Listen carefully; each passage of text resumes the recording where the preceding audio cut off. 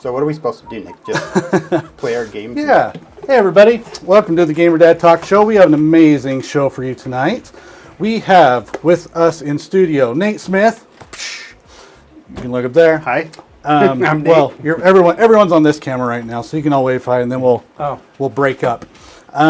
Nate's wife Amy is joining us, just kind of over here. No, she can't see her. We have Joe Limbaugh. Hey. Movie guy extraordinaire, and we have Tucker Dansie, director. Which one am I supposed to be on? Provocateur.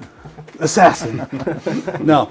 We are talking movie, TV, and film tonight, and we are going to have a blast. We were just talking in studio about Evil Dead, and so we're just going to get right into that because it's one of my favorite topics. So we'll go to our live streams here.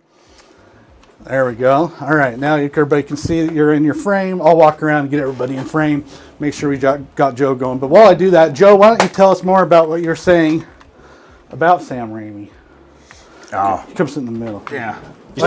Just a big fan of Sam Raimi. And ever since I saw Evil Dead, Crime Wave, actually. Oh, it was the first movie I saw. I didn't know who he was. I didn't know who the Coen brothers were, and they co-wrote that film. But I liked how his visual style was like. It was like a Looney Tunes cartoon.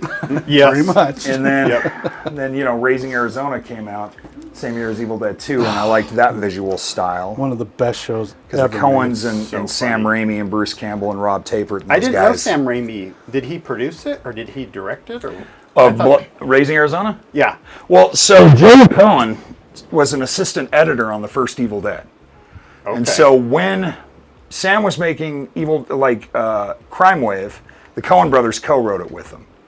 And so they just they have I think they're visually, it's kind of like Quentin Tarantino and Robert Rodriguez. They sort of just influenced each other. And it was actually a time when the Coen brothers, Sam Raimi, Bruce Campbell, Frances McDormand, Holly Hunter, and Kathy Bates were all living together in a house outside of Hollywood, trying to break into the business. Sounds like the opening of a really weird joke. Can you imagine being in the room with all those guys? Yeah, and that was before they were all who they are. Yeah, that is awesome. But yeah, I'm a big fan of Sam Raimi. You mentioned Drag Me to Hell, and I thought that was a really, really good return to horror for a while. Yeah, Wasn't it, though?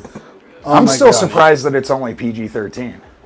It's pretty intense. Although there is an unrated version that I've got on the 4K, but the thing about that film I remember the most that just grossed me out was when the lady's body fell on top of her and she had her gumming the gums of her mouth in her mouth and she's like sucking on it, trying to get out. Yeah, I think that's one of the reasons why I love Sam Raimi so much is he loves to torture his actors. Well, he goes. You know what he does is he goes all out, like with the energy, and it makes it so funny. Yeah. So it's not just completely just violent and gross. Like he actually has a comedic side to his work that's really interesting. Well, he and Sam and his brother Ted and those guys in junior high they were making comedies, like short comedies on 16 millimeter. They wanted to do comedy more than horror, but I kind of figured horror was a way to get into filmmaking, so that kind of worked out. Well, horror is one of the most popular genres. Yeah, I've noticed a lot of filmmakers, they either break in through like horror or like crime fiction. Mm-hmm. And horror, I mean, it can be so good and it can be so bad. And they will do trope after trope and they'll just rehash the same stuff and so much is so predictable. And then you'll find that rare golden gem. You're like, oh my gosh, this was an amazing movie. Mm-hmm. Yeah, like this year, there's been some really good horror movies this year. Late Night with the Devil, little independent Australian film, but it's set in New York, so there's like one American actor in it. But it's really good. It's like that guy. It's almost like a found footage kind of movie. It's about a talk show. A regional talk show in the late 70s, and the host invites on a woman who is has a possessed kid that she's taking care of, like a mentalist, and just all this weird stuff happens. It's really good. I know Stephen King was a big fan of it. Cool. And another really good one was Longlegs with Nicolas Cage. Oh, And I wanted to see it, but I haven't seen it Osgood yet. Perkins, Anthony Perkins, the star of the Psycho films. His, Yeah, he's son still alive? directed this thing. Holy Oh, cow. really? Yeah. His next movie, Osgood Perkins, his next movie is an adaptation of a Stephen King. What's it called? It's the Monkey. It's the short story with the monkey and the chimes. When it rings, bad things happen. Oh, yeah. Alien Romulus was surprisingly Yeah. good. I haven't seen that yet, and I heard it was so it was excited. really It was good. exactly what you expected from it, like It in was a good way. Yeah, it was the best. I think it's the best Oh, since the original, since for sure. Aliens. Yeah. Yes, that's For what sure. my Ooh, that's nice. what I had heard from my other buddies too. They were like, "This is." I heard the it's best like since a Aliens. lot of practical effects, a lot of just return to. A lot of CG. Yeah. Is there CG? But what they did that done like like even the good. prequels didn't do, like Prometheus and Alien Covenant, they're set, like 100 years before the first Alien, but they have all this super modern tech, right? Like Yeah, very that's Minority true. Report, like. And I'm like, what? We downgrade the further in the future we go? Somebody said that I just heard that there's a name for that like style. It's called cassette punk. Cassette punk. Really? Of like the style of. style of Alien, that kind of like sci-fi, Oh, okay. but like it's from the 70s. Yeah, I mean, I thought it was just like a retro future kind of thing. It's just it's Yeah. just somebody. I just heard somebody. We're going that cassette. I like that though. Cassette punk. Cassette That's a cool punk. I was name. like, all right, pretty yeah, apt, I'll go with that. But see, Alien Romulus actually went back and because it's set between Alien and Aliens, they actually have like CRT monitors and Yeah. the interiors of the ships Yeah. look very much That's like awesome. that late 70s, early 80s style, Yeah, which that just made me happy, like that attention to detail. that is very cool. And of course, Beetlejuice. Yeah, it's pretty good. I've heard that was good. Surprisingly, Surprisingly fun. I was fun. worried. I'm Yeah, not about I don't Michael know how Keaton or good Winona. it was, but it was fun to watch. Mainly You know worried what? because That's Tim why I go Burton see hasn't done a movies. good movie in a while. He hasn't. I'm sorry, Dumbo. Not a fan. What do you got against Dumbo? Nothing against the classic original. I mean, it's only slightly racist, but it was 70 years ago. It was all in good fun racism.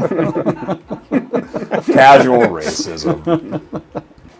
Going back to Evil Dead, though, did any of you guys watch Ash vs. Evil Dead when that was running on? Yeah, I watched that whole Little series. bit. That was fun. I was not Man. able to see that because we didn't have. Wasn't it on Showtime or HBO or something? Stars. Yeah, Stars, that's Yeah, we right. didn't have it, but I was always interested in that show. It is Heard it's great.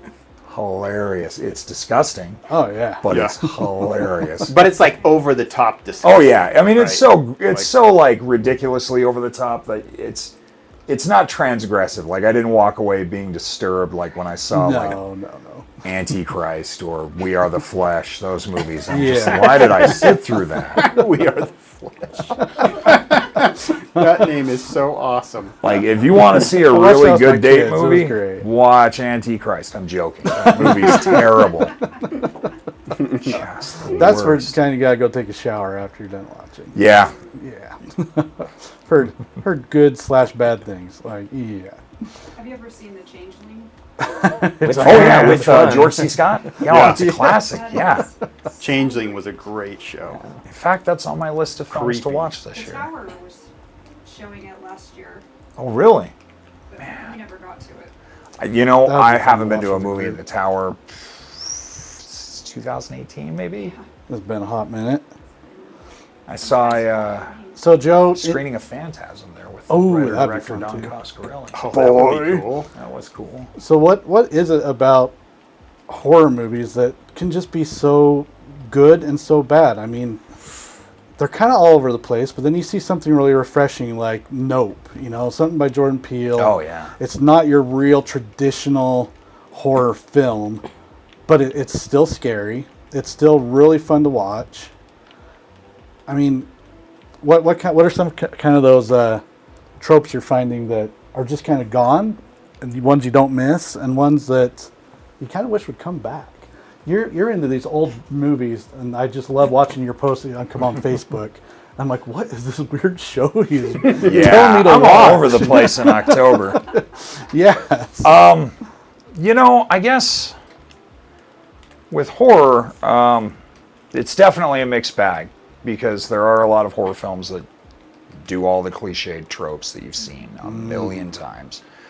I guess what it comes down to it for me with horror is I like sort of like that visceral, raw experience of being scared, but I also like it with a little bit of brevity. I can watch intense horror movies like The Exorcist, which has no sense of humor. It's just a well-crafted, beautifully shot film that's incredibly well acted with obviously pre-CG, just amazing visual effects. But that's not my go-to. I mean, my go-to would be more of like light-hearted, gory but fun, like Return of the Living Dead, Shaun of the Dead. Love Sean. What are some of the ones I go back to? Phantasm 2 has like a nice wicked sense of humor. Evil Dead 2, An Army of Darkness, things like that. Yeah. Did you watch any of the Happy Death Days? Or either No, of I've those? never actually seen any of them. Oh, they are so Are funny. they pretty good? They're pretty good. They are kind of silly, stupid, tongue-in-cheek, but I think I've heard of those. yeah, Nothing they're wrong with that. PG-13. I've watched them both with my teens, and they're like, okay, those were pretty good shows. Hey, PG-13 isn't necessarily a bad thing. I mean, Drag Me to Hell was PG-13. The Ring movies are the American versions. Those are PG-13. Oh, the Ring movie, that freaked me out. I get irritated with the rating system. So Isn't it? I have a fundamental disbelief in it. I lived in Canada for a couple of years. I went to film school there, and their rating system is different. And that they rate like on a Everything's rated A. yeah, there you go. I heard that one. No, but they like give you explanation of like how intense certain things are, so it's kind of like make your own choices. You know what I mean? Yeah. Well, I think that some of the movie studios buy off the rating. Oh yeah. There's a MPAA. documentary about it. Have you ever seen? It's called. They like go undercover, and I mean it's older now. It's probably 20 years old. But they go undercover with it, and they expose who the people are, because you're never supposed to know who they are. They talk about certain cases where the changes that they made to appease these people was like 5 frames.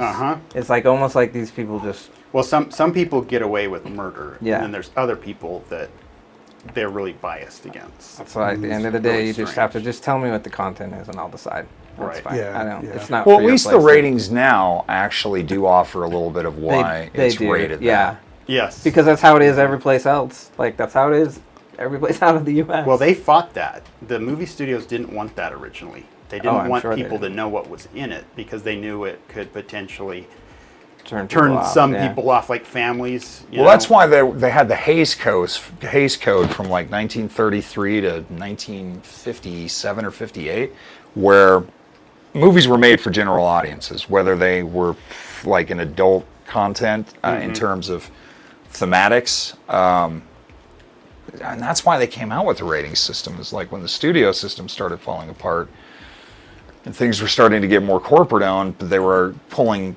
students from film schools who were like really influenced by European cinema and sort of that freeness where they didn't have so much of a rating system. Yeah. They wanted to start making more personal films that were more realistic. Yeah, they created that rating system. I think it's actually been a fairly good thing. It's interesting how it's changed. I mean, you know, PG-13 didn't exist until 1984 because films like Indiana Jones and the Last or Temple of Doom and Gremlins came out, and they're PG. People are taking their families to see them, and they're like, "Okay, that's a little too intense for young ones, but it's not so bad." Dad, is that what my heart looks like? So Spielberg's the one who Yes, pushed Jeffrey. for, "Hey, let's try this other rating, like a mid-rating system." Yes, that's right. I remember going and seeing Temple of Doom, and I loved it. Oh, yeah. And my dad gets back and he goes to my mom. He's like, "That was such a violent movie. I can't believe how violent that was." I mean, my brother, we're high-fiving each other because it was so cool. Mom and Dad are the best. I know. Well, it's strange that for as violent as it is, the reason why it's not R-rated is because it's the same thing with The Dark Knight. Like there's like hardly any bloodshed at all. Yes. Yeah. Lots of body So it's count, like you can high show body people count. die. You can show people die horrendously. You can have lots of people get shot and thrown off buildings. As long as there's not much blood, if you get a PG-13. It's so weird. It's so like just somebody's opinion. That's why it drives me Yes, crazy. exactly. Because there are times when I'm watching The Dark Knight where I'm like, how is this not R-rated? It just does not feel like it's like a hard PG-13. It is. It's very gritty. Oh yeah, Yeah, very gritty. but it's such a good show. Too. Oh, dude, it's Oh, yeah. one of my good. all-time favorites. Oh, It's yes. so good. I got to be honest, though, rewatching it this last time, I got kind of bored with all the scenes that Heath Ledger wasn't in. Yeah. Like, it's a He's fantastic such movie, a good but actor. every He scene steals he's in. every scene he's in. I mean, was so how do you good. compete against that though? I know, I feel bad for everyone else in the movie. You guys are doing a good job, but this guy. Stand in 5A. Here's got your it. award. That was the best henchman award ever. No, it's true though. I mean, he was just so good, so good. So I mean, I look at shows like The Babadook. Did you guys see that? Yes. No, I've never even. Oh heard of my that gosh, one. The it Babadook? is Oh, so yeah, good. it's good. I love these shows that they're definitely horror, but they have this amazing psychological connection with the audience, a really great twist, something you don't see coming. I find that is so much more rare. It is. I mean, you Yep. can see twists. They project twists so far in advance in movies these days. It's like they're really making them for the lowest common denominators out there. They are. Well, that's Yeah. that's why there's like then this whole rise of like more artistic horror films. Yeah. You've got your franchised IP stuff. Everything by But they keep A24. milking. Yeah, the A24 stuff. And then I mean A24, Neon, everybody's A24, they're doing this thing, and I'm like, I mean, no credit to the Weinsteins, but they kind of did it 30 years ago with Yeah. Miramax. But yeah. Oh, that's true. Like Dark they City. they, and they set the some of those the shows. indie standard. But yeah. A24, I mean, typically they're killing it. They've got a lot of really good films. They do. But yeah, like This last year they did it really well. I know some gorehounds that they're kind of upset that like the more artistic horror films are getting all the praise. But I think it's I don't know, pretty exciting when you can when you have a filmmaker that can take a horror film and maybe with some of the tropes and can flip it on its head, like Jordan Peele or Mike Flanagan or Robert Eggers. Their films are just phenomenally good. I like the stuff that Flanagan's doing on Netflix. No, not so. Oddly enough, I'm not so into his Netflix stuff. Ah. But like, Which one has he done? He's got like 4 different series, and they all kind of use the same actors, but they're all different. like like, his version of House on Haunted Hill, Yeah. which is Oh. That's what nothing it's- like the Shirley Jackson That's novel, what it started with. or the books that or the movies that have been adapted from it. He also did what was the second one? Oh, his version of Turn of the Screw, which is almost nothing like. It's weird when he adapts Stephen King, like Gerald's Game and Doctor Sleep. It's like as close to perfect as you're going to get. But when he adapts other literary works for his Netflix series, they're so Well, far off base. Yeah, and I also wonder if it's the length. He's trying to stretch it out to be 10 I just episodes feel like or just whatever. call it something else, and don't say it's an adaptation because it's not, really. Yeah, say inspired by. Yeah, inspired. Yeah. But he's supposedly working on. He's got a new horror movie coming out, and then I think he's actually finally going to tackle the Dark Tower, Stephen King series, which he's been wanting to do for Didn't a they- very The long Idris time. Elba one Didn't was. they do that? Make that a couple years ago? They did in 2017, Idris Elba, and it's not very good. No, That's what I heard, It was yeah. pretty mid. It had potential to be really cool, and then they just kind of went nowhere with it. Idris Elba was not who I thought of as Roland the Gunslinger, but he did a great job because Yeah, he's a fantastic He was the actor. redeeming part of the whole thing. Matthew McConaughey was the one who was miscast in that one. Yeah. I'm sorry. Yeah. He just was. And he could be really great too, but Yeah. it just didn't work. in Just that not the show. right fit. Nah, he's no Randall Flagg. I'm sorry. It could be very, very good. So, what about 80s horror? Watcher in the Woods. I didn't know that was a Disney. Yep. I had no idea that was a Disney. That one and terrified us as something kids. Wicked This Way Comes, Yep. which is also a Disney. I'm surprised that hasn't love been remade yet. both of those. Give it time. It will. They don't need to. Ray Bradbury already wrote the script for That's that what one I from his think. own book. I think really? leave it alone, you know? Nobody can do prose like that man. So, like, I don't know. That movie's perfect the way it is. Seriously, and Jonathan so Pryce. I'm surprised that was actually not on Disney Plus. Yeah, that's a good point. I had to go find it on Plex from some Korean site. And was it in English? Kinda. Serious? Kind of.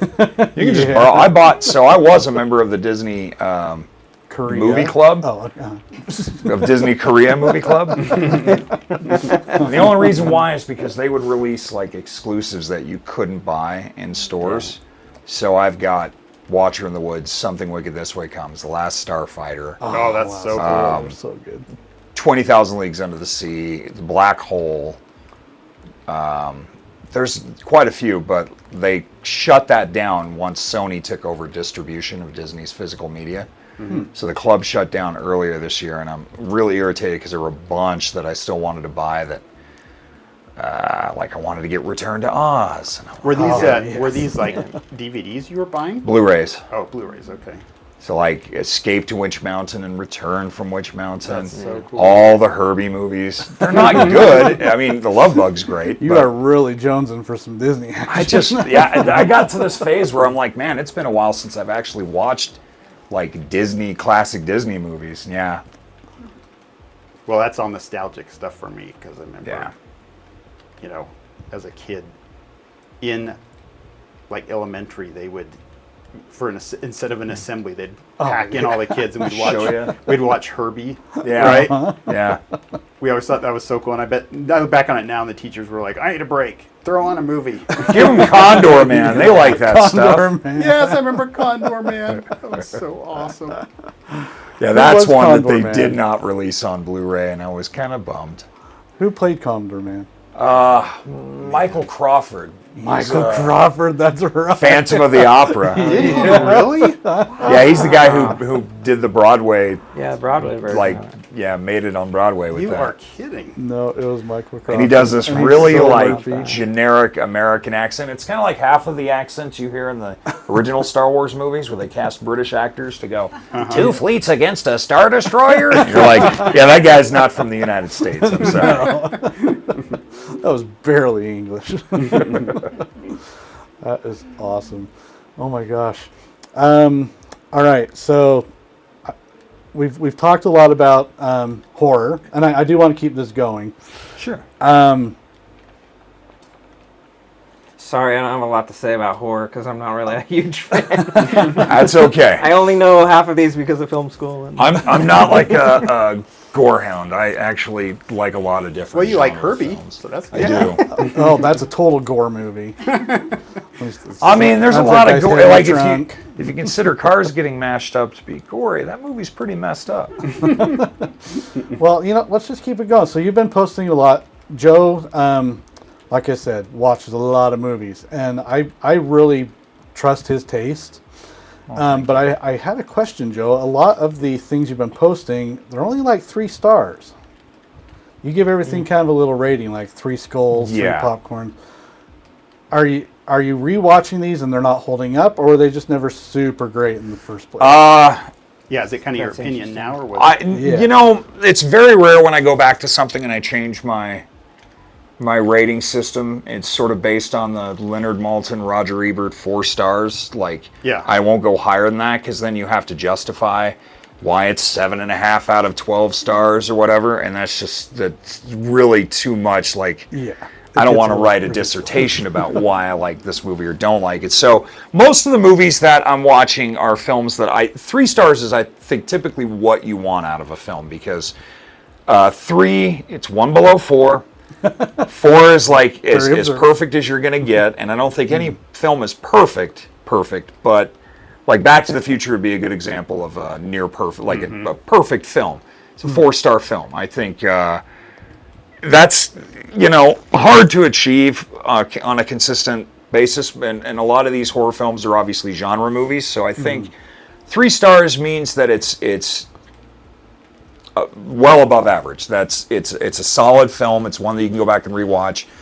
There are a couple that I've put on there that were only like 2.5 stars. I mean, like, I like Jason Lives, Friday the 13th, Part 6, but it's not great. I watched it because it was Friday the 13th, and I was like, well, let's kick off scary movie season. But, I mean, it's not high art or anything. It's just a fun movie, and so it's a two-star movie, or 2.5. I recently picked up the 1999 Jean Dubont remake of The Haunting, which... I saw that. Compared to the original 1963 version, it's pretty lame.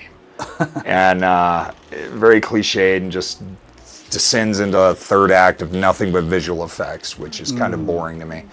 And so that one's only like a 2-star film, right? Or 2.5. It's got a nice production design. It's got some good acting. I mean... It's got Owen Wilson. It's got Owen Wilson getting decapitated in the dumbest way. A And giant it's wolf so head bloodless. that lives in there for some reason. It's just ridiculous, but I like a lot of the actors. I like all the actors in it, but 3 is kind of what you want to go for. I think again. All right, I wasn't sure if it was on a scale of 5. I didn't. No, think it was 10 4 or is my anything. highest. So even 4 on is your Plex, even though they give 5, I will rate something 3 to 4 tops. What would you rate Halloween? John Carpenter's The first one? Oh, that's a 4-star film. It's just a perfect thriller. It's up there First with one's like pretty Psycho.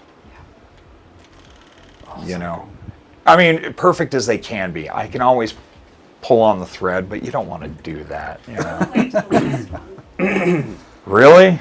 Which one? Did The last Halloween? The last Halloween Christine film. too? Oh, Because it just, Christine, the one before that was awful. Yeah. But I Yeah. felt like this one was more character driven. Yeah, but not the characters you wanted to see or even cared about.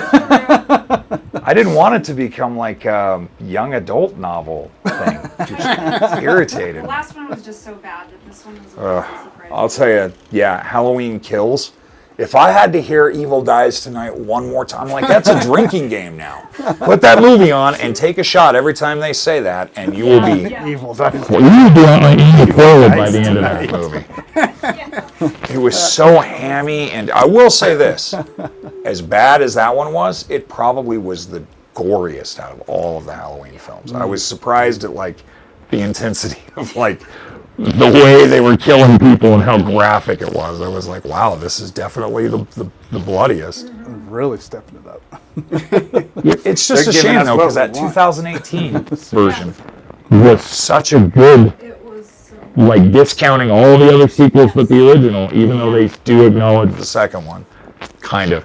It was like, wow, this is how you do a legacy sequel. Yep, I agree. Which one are you talking about? The third one? When Jamie Lee Curtis came back. The Oh, that one. 2018. Yeah. Yeah, I remember that. Yeah. We watched that. What did you think? Wasn't it the third one like had nothing to do Yeah, with it's the just main haunted story? It was masks just that. It's witch Yeah, warlocks. Season of the Witch. Yeah, Season of the Witch. I watched that See, I a love couple Season months of the ago, Witch. and it was... Well, it was so disappointing because. Oh, yeah. Well, there's no I Michael wanted- Myers. There's no yeah. Michael Myers whatsoever. Why did they Like call it my Halloween ultimate It was more... scary They tried to do like the monster. anthology thing. It had Yes. nothing to do with it. That's exactly what John Carpenter, being one of the producers, he's like, look, I've done the babysitter killer. Like, we can't keep doing that. Let's try every year. We'll release a new movie, and it'll be a different monster. And it was just like 30 years ahead of its time. Because now you have that with like American Horror Story and Fargo, all these season-long anthologies, right? And this was trying to do that. It didn't work. I think it should have just been released as a film called Season of the Witch. Yeah. It would be a cult classic in its own right. And it is. It's one of those, it is a cult classic, but it's one of those films that, like, diehard Halloween fans tend to dismiss because it's not part of the continuity. right? But there's like 4 continuities to the Halloween movies. Yeah. Exactly. It's like, wait, what? But, like, I also know a lot of people that are just in love with that movie. And I think it's a fun movie. It's a weird, dark, twisted movie about a warlock who wants to kill all the children in the world on Halloween. I mean, it's not a fun movie in that sense, but And like Stonehenge is involved somehow. And Spinal Tap Power shows of up. Stonehenge. That would have made it the best. Is if Spinal Tap had shown up. That would have been awesome. I'm still waiting for Christopher Guest to give us a Spinal Tap and the Folksman movie. You know, they've actually That would be opened awesome. up Spinal Tap shows as the Folksman from That is A Mighty awesome. Wind. Have they really? Yeah. Oh, So they're that coming would out be and they're playing awesome. like Eat at Joe's and all that stuff. People are like, boo! We want Spinal Tap. And it's like, that is Spinal That is Tap. Spinal Tap. Do you not recognize them in the makeup? Come on. That is awesome. Spinal Tap's the one Christopher Guest movie at least I haven't seen. Oh my gosh. It's the best. And I've So heard it's actually a so Rob good. Reiner Funny. film, but Yeah. Christopher Guest was one of the writers and one of the actors in it. Joe, have you seen it with the audio commentary? No, I've never Oh watched it with the audio my commentary. Gosh, it is just like a whole new movie. I mean, I don't physically own that one. That one's one that All I right, stream, and I need. I've got I it. keep waiting For for them to like, I have something release you 4K. don't. Yes, you do. You probably have- being blown. You probably have the Criterion edition. So have they remastered Spinal Tap then, or is They it, did for the Criterion DVD like 20-something years ago, and I think it's there's that's a just Blu-ray. HD though, right? Well, no, I think 4K. that's just SD. Yeah, no, it's not 4K. Holy no. cow! But you know, 1080p isn't bad. No, it's fine. It'll blow up on your TV. It still looks good. Yeah, I mean, we're gonna, you know, they've already got 8K televisions. It's like how much more are they going to go? I before know. you Your can't eyeballs can't see it? even. yeah. When is it Yeah. going to get to the point where you're like, I don't see a difference? We project it into the back of your eyeballs from your skull. It's plug getting to your the brain point in. where it's just a gimmick. Yeah. The thing is, like, I think you can tell a difference between 1080p and 4K, but I don't think it's can. like mind-blowingly. Yeah, but between 4 and 8, It's not so not much. like VHS to 4K. Yes. Yep. Yep. That's a huge difference. but I still have friends that are all about like laser discs, and Oh yeah. Oh yeah. Yep. Me too. I still have quite Quite a a few VHS just because I just don't want to get rid of them. I know, and it's to the point now where it's nostalgic and it's cool to have those. Well, and You know? old horror movie, like 80s and 90s horror movies on VHS, they actually sell pretty high to collectors Yes. On Amazon and eBay and things like that. They don't want Titanic and they don't want, Goodfellas. They want like Elm Street and Phantasm and Uh huh. Xanadu. Yeah, like those Xanadu. early- yeah, Xanadu. Those My in-laws early still have 80s. their Xanadu copy. That's awesome. VHS. No, they're Laserdisc. Wow, that's Yeah. cool. They have that. They have Sgt. Pepper's Lonely Hearts Club Band. Oh, that movie is so terrible, but it does have yeah. Steve Martin in it. Yes, it does. And what else do they have? Like Terminator 2. You know, Nice. the ones everybody had to have. And they've Yeah. got like this Olivia Newton-John concert or something like that. Did you It's say? so Did you say awesome. on VHS or Laserdisc? Laserdisc. So the Laserdisc. Terminator 2 Laserdisc was like a huge special edition Yeah. where all these extra features and stuff. Because I remember when that came out, me and my buddies we had an apartment together at the time, and he got that, and we geeked We are out. so old. We geeked out over that for weeks. You know. Yeah, but the kids today, they don't know what they're missing.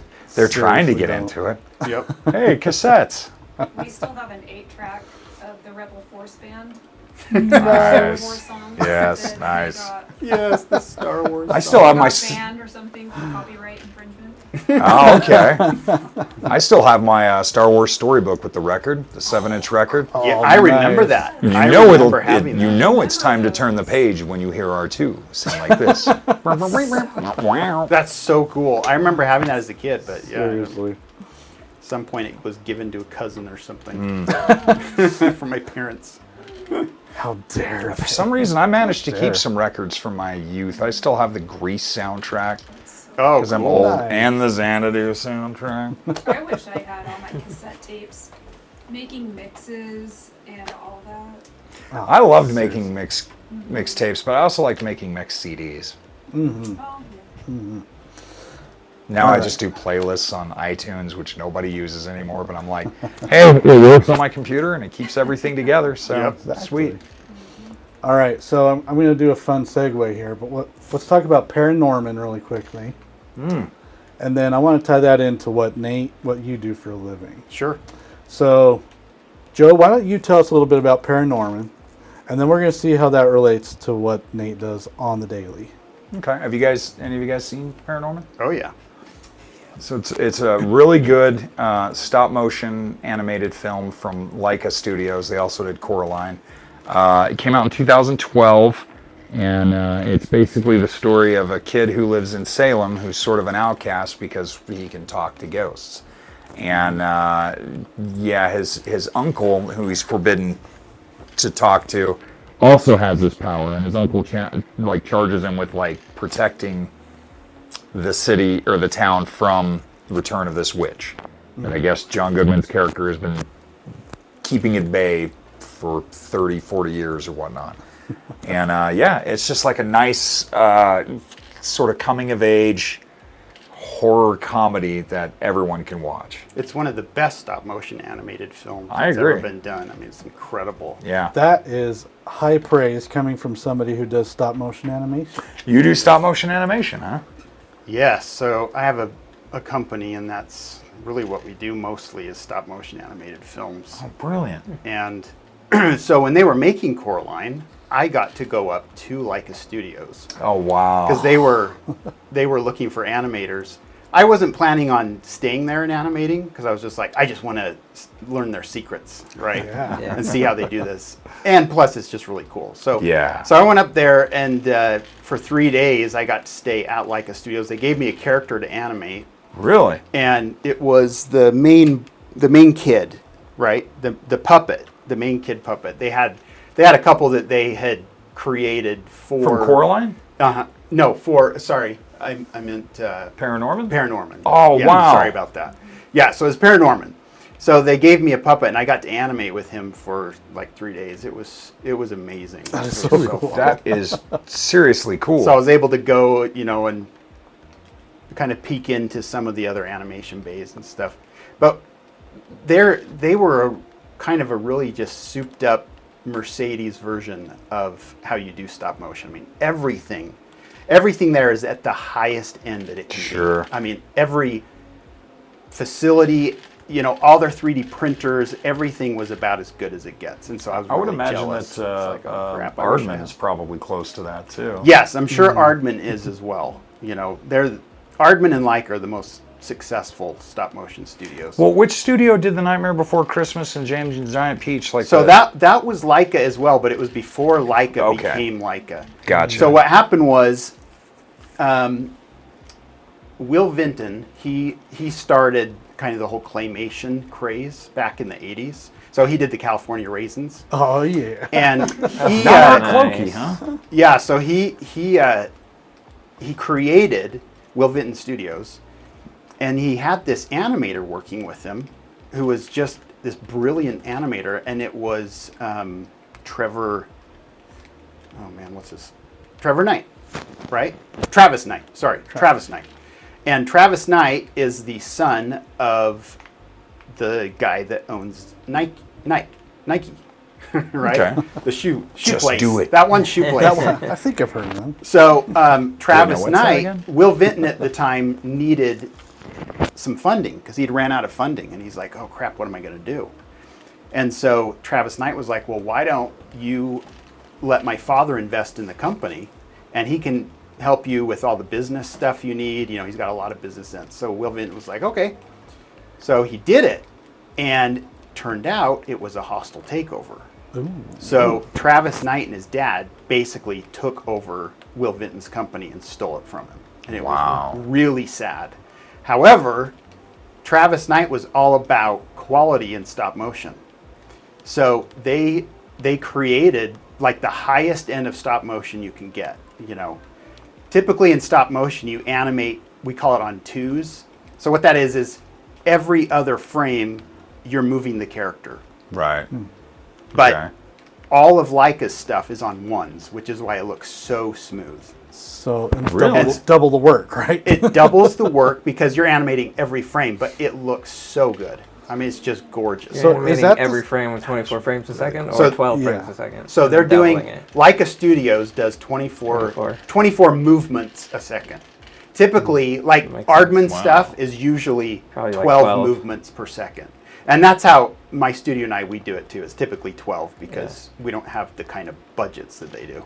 So there's So- only so much you can do, on a short budget. Yeah. But Well, what is your? I mean, do you guys do commercial work, or are you doing short films, features? So we actually just completed a feature film, and Nice. we're getting it. We're looking for distribution right now. Okay. But yeah, we've done a lot of short films. Did a lot of stuff for like IMAX theaters in science centers and things like that. Okay. So they would take our films and show it. You know, I did a Christmas one, and we released it in 2008 in these science centers, and it still shows to this day. Oh, like nice. science centers, they still want, you know, like a 40-minute film for the family that fills the entire screen and it's in 3D. So these places still exist. They're getting less and less, which is unfortunate, but they're still around. So we did a lot of work there, and then commercial work. I've worked with Nickelodeon on Nice. some Gabba Gabba projects, and I don't know, Glenn Beck and things like that. So, Glenn Beck is an animated character? So, That makes a lot well, of it was sense. crazy because back in the day, this was like 2013 or 14, he had someone working with him and they wanted to create an animation studio. Huh. And so they brought me in to kind of come up with some ideas because they loved stop motion and they really wanted to do something completely different, you know, totally offset themselves from Disney and all these other places that were doing CG. So we tried some stuff and it just didn't go well. Really? So I had to back out of that, which was too bad because we had really high hopes that there was going to be some great things, great work coming out of it. But where was I going with this? The point is, you know, Disney at these places, they're leaning heavily into CG, and Yeah. I loved that stop motion was just so organic and real. I loved working with the actual it's just puppets. tactile. You can feel it, and there's just so much care. You know, I Yeah. mean, Disney is fantastic at showing that in a digital CG They world, are. but there's just something inherent about. Well, I the miss fact that cell drawn animation, but yeah, Yeah, stop yeah. motion animation. It's kind of like one of the reasons why I love visual effects and model work. Exactly. Is because you get to build that environment. Yes. And everything you're seeing in that environment Well, for the most part. and there is something special about knowing that it was real. I mean, someone you might really use, built it. you know. Exactly, but you might use some CG just to touch up a few things You here absolutely and there. like but the film we just completed. I'll bet half of it has some CG touched element in it. Sure. You know, like when what we do is we 3D print the faces and the expressions. Okay. And so on Paranorman, that's what they were doing. They were swapping out the faces, and it was kind of revolutionary back then. Not a lot of people were doing that and stuff. Well, yeah, that was 12 years ago. Yeah. Yeah, we were hand sculpting all of our expressions, and so you imagine hand sculpting 60 different expressions for one character. Yeah. It was months and months of work. So they started 3D printing their stuff, and it was awesome because you're able to get, you know, a wide range of expressions that you couldn't have gotten before. Yeah. And so that's what we did too. And instead of spending, you know, 2 months on a character to get the expressions, it's like 2 weeks, Nice. That's and you can have it. So yeah, it's a lot. So as an animator, have you ever met or worked with Phil Tippett? No, I've come close though. I've worked with, like, on this film we had an animator who worked on Nightmare Before Christmas, which was really nice. fun. I was Yeah, able to yeah. pick his brain, to, you know, learn some kind of inside stories that no one knows. But he has worked with Phil Tippett before, and that would be incredible to work with him. That would be He like was- working with Ray Harryhausen. since Exactly. Ray Harryhausen's no longer here. But I was able to, and Amy was with me, my wife. We were able to meet Harryhausen and What? Will Vinton the same night. It was Harryhausen's birthday, and it was like a year before he died, I think. oh man. And we went to it, and he was there, and there were people like, that's like having God up on the stage. You know, Yeah. people I'm such so a fan of his geeking work. out about that. It was amazing. So I got my photo with Will Vinton and Harryhausen. That's awesome. Dude, I to don't, this day, I don't know where Clash- that went though. Clash of the Titans and Jason and the Argonauts are still two of my all-time favorites. Oh, they're amazing. I couldn't sit through the remake of Clash of the Titans. It had nothing cinematic. It just looked Terrible. like cutscenes from a video game. Well, and the thing was Green too, screen. I don't know how Harryhausen did that because he didn't have a video assist, that could show him the movements that he made on previous frames. Yeah. So it was all within his head. He Yeah. was keeping track of these frames.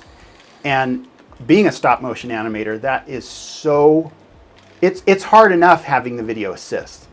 But doing it with where you don't have that and you're just, I remember it being here and so that's where I'm going to have this frame. I don't know how they did it. I was going to ask Well, you that I mean- exact question. How do you do it? I'm still amazed. This is why I still love the original 1933 King Kong. Why I still think it's the best version Yeah. of that. Is because Willis O'Brien, who basically pioneered this form of art, I have no idea how they could have put that movie together with I know. such limited technology back then. Yeah. Well, it shows you, though, what ingenuity can do if you don't have the resources. Yeah. Right? Like some of the great films. Like Evil Dead 2. Yeah, they didn't have these massive budgets. Dude, they didn't have a Steadicam. I doubt Sam Raimi even knew what a Steadicam was I when they know. were making that in 1981. So they just took the camera, put it on a 2x4, and had two guys running through the forest to give you that demonic perspective. Right. And I'm watching that going, man, that looks like shots from The Shining. But it's like, no, The Shining is polished, expensive, Steadicam, brand new technology, and Yep. Sam Raimi's just running with a couple of guys in a 2x4. I know, but it I shows need you. to Still looks Please. as good. Don't trip, high Yep. knees. It shows you that when you don't have the budget, you figure it out on the Yeah. fly. It's how most innovation in film happens anyway. Honestly, It's it's true. the renegades. It's not the. It is. And then it's the big companies picking it up and going, "Oh, okay. I bet they- we'll yeah, do that now." Yeah, we'll do that now, and then they can't duplicate it. Because that need for ingenuity is no longer there because you have all this money that you can throw Yeah. at it. Well, that's kind of my problem with a lot of modern film. I mean, I watch new movies constantly, but I tend to go back to classics because I think we kind of reached a zenith of filming, like using film and utilizing film and how to get your best pictures out of film. Yes. Yeah. Yeah. Which I wish film was affordable because that's how I would like to make a film, but digital is really, it's the only way to really go now. Have Unless you ever seen Primer? Yes. So it was shot on 16mm short ends. Oh, The whole cool. thing. Are you serious? Most Wow. shots were only one take because they would just like he had it pre-edited in his head, and so he'd say like, "Just say this line." Okay, now I'm turning off the camera. Now I'm going a close up. That is He amazing. cut it in like Wow. a super old version of Premiere that crashed all the time on it. And it's an amazing movie. Like he figured it out. It's probably one of my favorite like time travel. It's just like trippy time travel movie. That's so cool. I remember my first film. I shot it on 16 short ends too. Just doing Whatever you scrapping get. it together. Just trying to make it work. Back in the day. Nice. My first short films were always on a Sony Handycam. Yeah. Yep. Editing from the camera to a VCR and Yeah. then back again. Yes. I remember those days. And like I figured out if I just put in one of the AV jacks, one of the audio jacks, it doesn't matter left or right, just plug it in for my Discman. I can have music. You don't get audio, Yep. but that's okay. Like we weren't using mics, we weren't filming from storyboards out of sequence. You're Like just shooting stuff. Yeah. just you're go and do the thing. Yep. Yep. Nice. And it was fun that way. It was so organic, and you're being creative on the fly and stuff. It was a blast. It's fun the other way too, of course, but but there is the something proper to way doing to it. do it. Yeah, the proper way. There is something though to doing it simply because you love it Yeah. and it's fun. Well, and I'm surprised going back and looking at some of my old movies that I made with my friends, like how sometimes kind of clever we were. Like we made our own sequel to Seven, but it was called Another Seven, and it was about Snow White and the Seven Deadly Dwarves. Awesome. And like it's terrible. We never quite finished it. Or like our version of Interview with the Vampire, which was called Damn You, Mr. Vampire. And like just clever moments where like the 80s came and went and it's just the two main characters sitting on a couch flipping through cable. And I'm like, that's perfect. That sums it all up because we just had like, basically it was pre-recorded videotape of just like 80s MTV ads and TV commercials and stuff that I had collected on VHS, and I'm like, use these. And so yeah, it's just most of them are embarrassing. Though. That's so fun though. Most of them are the kind where like, oh, you really, you guys want to go back and rewatch these? Here, have fun. I'm gonna leave the room now. Don't look at me. Oh man, so we did the same thing, Joe, when I was a kid, and we made the most violent movies, you know, and it was like a kid getting picked on, so he gets a gun and shoots the people picking. Oh on yeah, him. absolutely. Yeah. And I'm Wow. like, Yeah. I'm like, if we were in school right now, you'd we have would be in the counselors. psych ward. Oh yeah. Because back then it was so ridiculous, it was funny, Yeah. right? Yeah, well, Because it wasn't real. You didn't see, But- you didn't have access to information that this was happening, like actually happening in Right. places. Yes. Yeah. Yep. None of that. Because I none of did a that film happened like yet. that too, where everyone picks on our friend Ryan until he just goes on a murderous rampage and kills us all. We also made a short film about a killer piece of poo because we had fake dog poo, and we're like, how do we use this? And you know, Joe, that's not the fake poo. Don't pick it up. That's the real one. That's the real one. But Yeah. But all these violent movies, I went to. I started dating Amy. I thought you were going to say you went to counseling. No, I probably should have though. So I started dating Amy, and she loved our movies that we made. So she's like, my family will love this. I'd never met her family before. Oh, nice. So What's wrong with this boy? So she shows up and she's like, you guys are going to love, my boyfriend's movies. So that's how I was introduced to her family, was showing these violent movies. And this whole time they're like, And her grandma, still with that guy? her grandma was like, Funny. after a time, couldn't take it anymore. And she's like, we should not be watching all this violence. And she stormed out of the room. And I'm like, sorry, I told her not to, but she wouldn't listen to me. That's the Chinese best. everything, right? When we made short films about like going to hell and just one was a video presentation that I did with. So I do commercial voice work for local Maverick. companies and some. Yeah, Maverick's Yeah, one of Maverick. them. Fear Factory. I've done a few campaigns nice. for those Cool. guys. Cool. Valley Plumbing. A few other companies outside of Utah as well as in Utah, but. A ex-girlfriend of mine, when she was taking culinary classes, she had to do a video presentation, and I'm like, give me an example of, did you see any of these presentations there? Did they give you an example? She's like, yeah. I'm like, let me guess, it's just a couple of people sitting in front of the camera just basically reading what the assignment was to make a video presentation about a food-related illness, right? Mm-hmm. And she's like, I just need your help with that. And I contacted my friend Trevor, who does all this stuff for Maverick and was doing this stuff for Fear Factory, and kind of brought me on board. And so I told him, like, look, we're not going to do like a phony news report or just people sitting around talking. This thing is called trichinosis, and trichinosis is a little worm that lives in unprocessed meat, and when it gets into your body, it's fun times. That's awesome. So I'm like, why don't we make a mock trailer about an outbreak? Because like at this point, 28 Days Later was out. Like we were just about to get into the like zombie revival, and I'm like, why don't we just make this like about an outbreak where we can just show you all the things that are happening, and it's an excuse to just make gross stuff happen.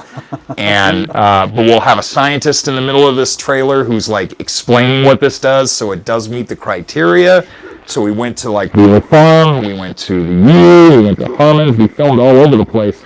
And we just came up with ideas like, okay, we're going to have the camera go into my friend's stomach. She's supposed to be a young girl who's been infected. So the camera's just going to go in, and we took condoms and filled them with meat and gut spaghetti and all kinds of pasta as the entrails, and we filmed them with a like nice black light going through, and then with filters, So it dissolves into that in her stomach, and then it pulls back, and she just explodes diarrhea all over. And all we did was take dirt from my backyard, put it in Ziploc bags With hot water, threw in some rocks and some clumps of other stuff, and then just taped it to her upper, like, lower back, and just slapped it. So it would just explode, and the camera goes down as it's just running down. Like, everybody in her class just loved it. I think for nearly a decade that was still being shown as an example of, because I mean, things like I had to do projectile vomit, so I had a cardigan on because I was the dad, the abusive alcoholic father, as you do, and I ran a garden hose through my right arm, and I had green dye number 2 in the left. So as the water's pouring out, I'm squeezing the green dye in there, so it looks like overhead, it looks like I'm projectile vomiting.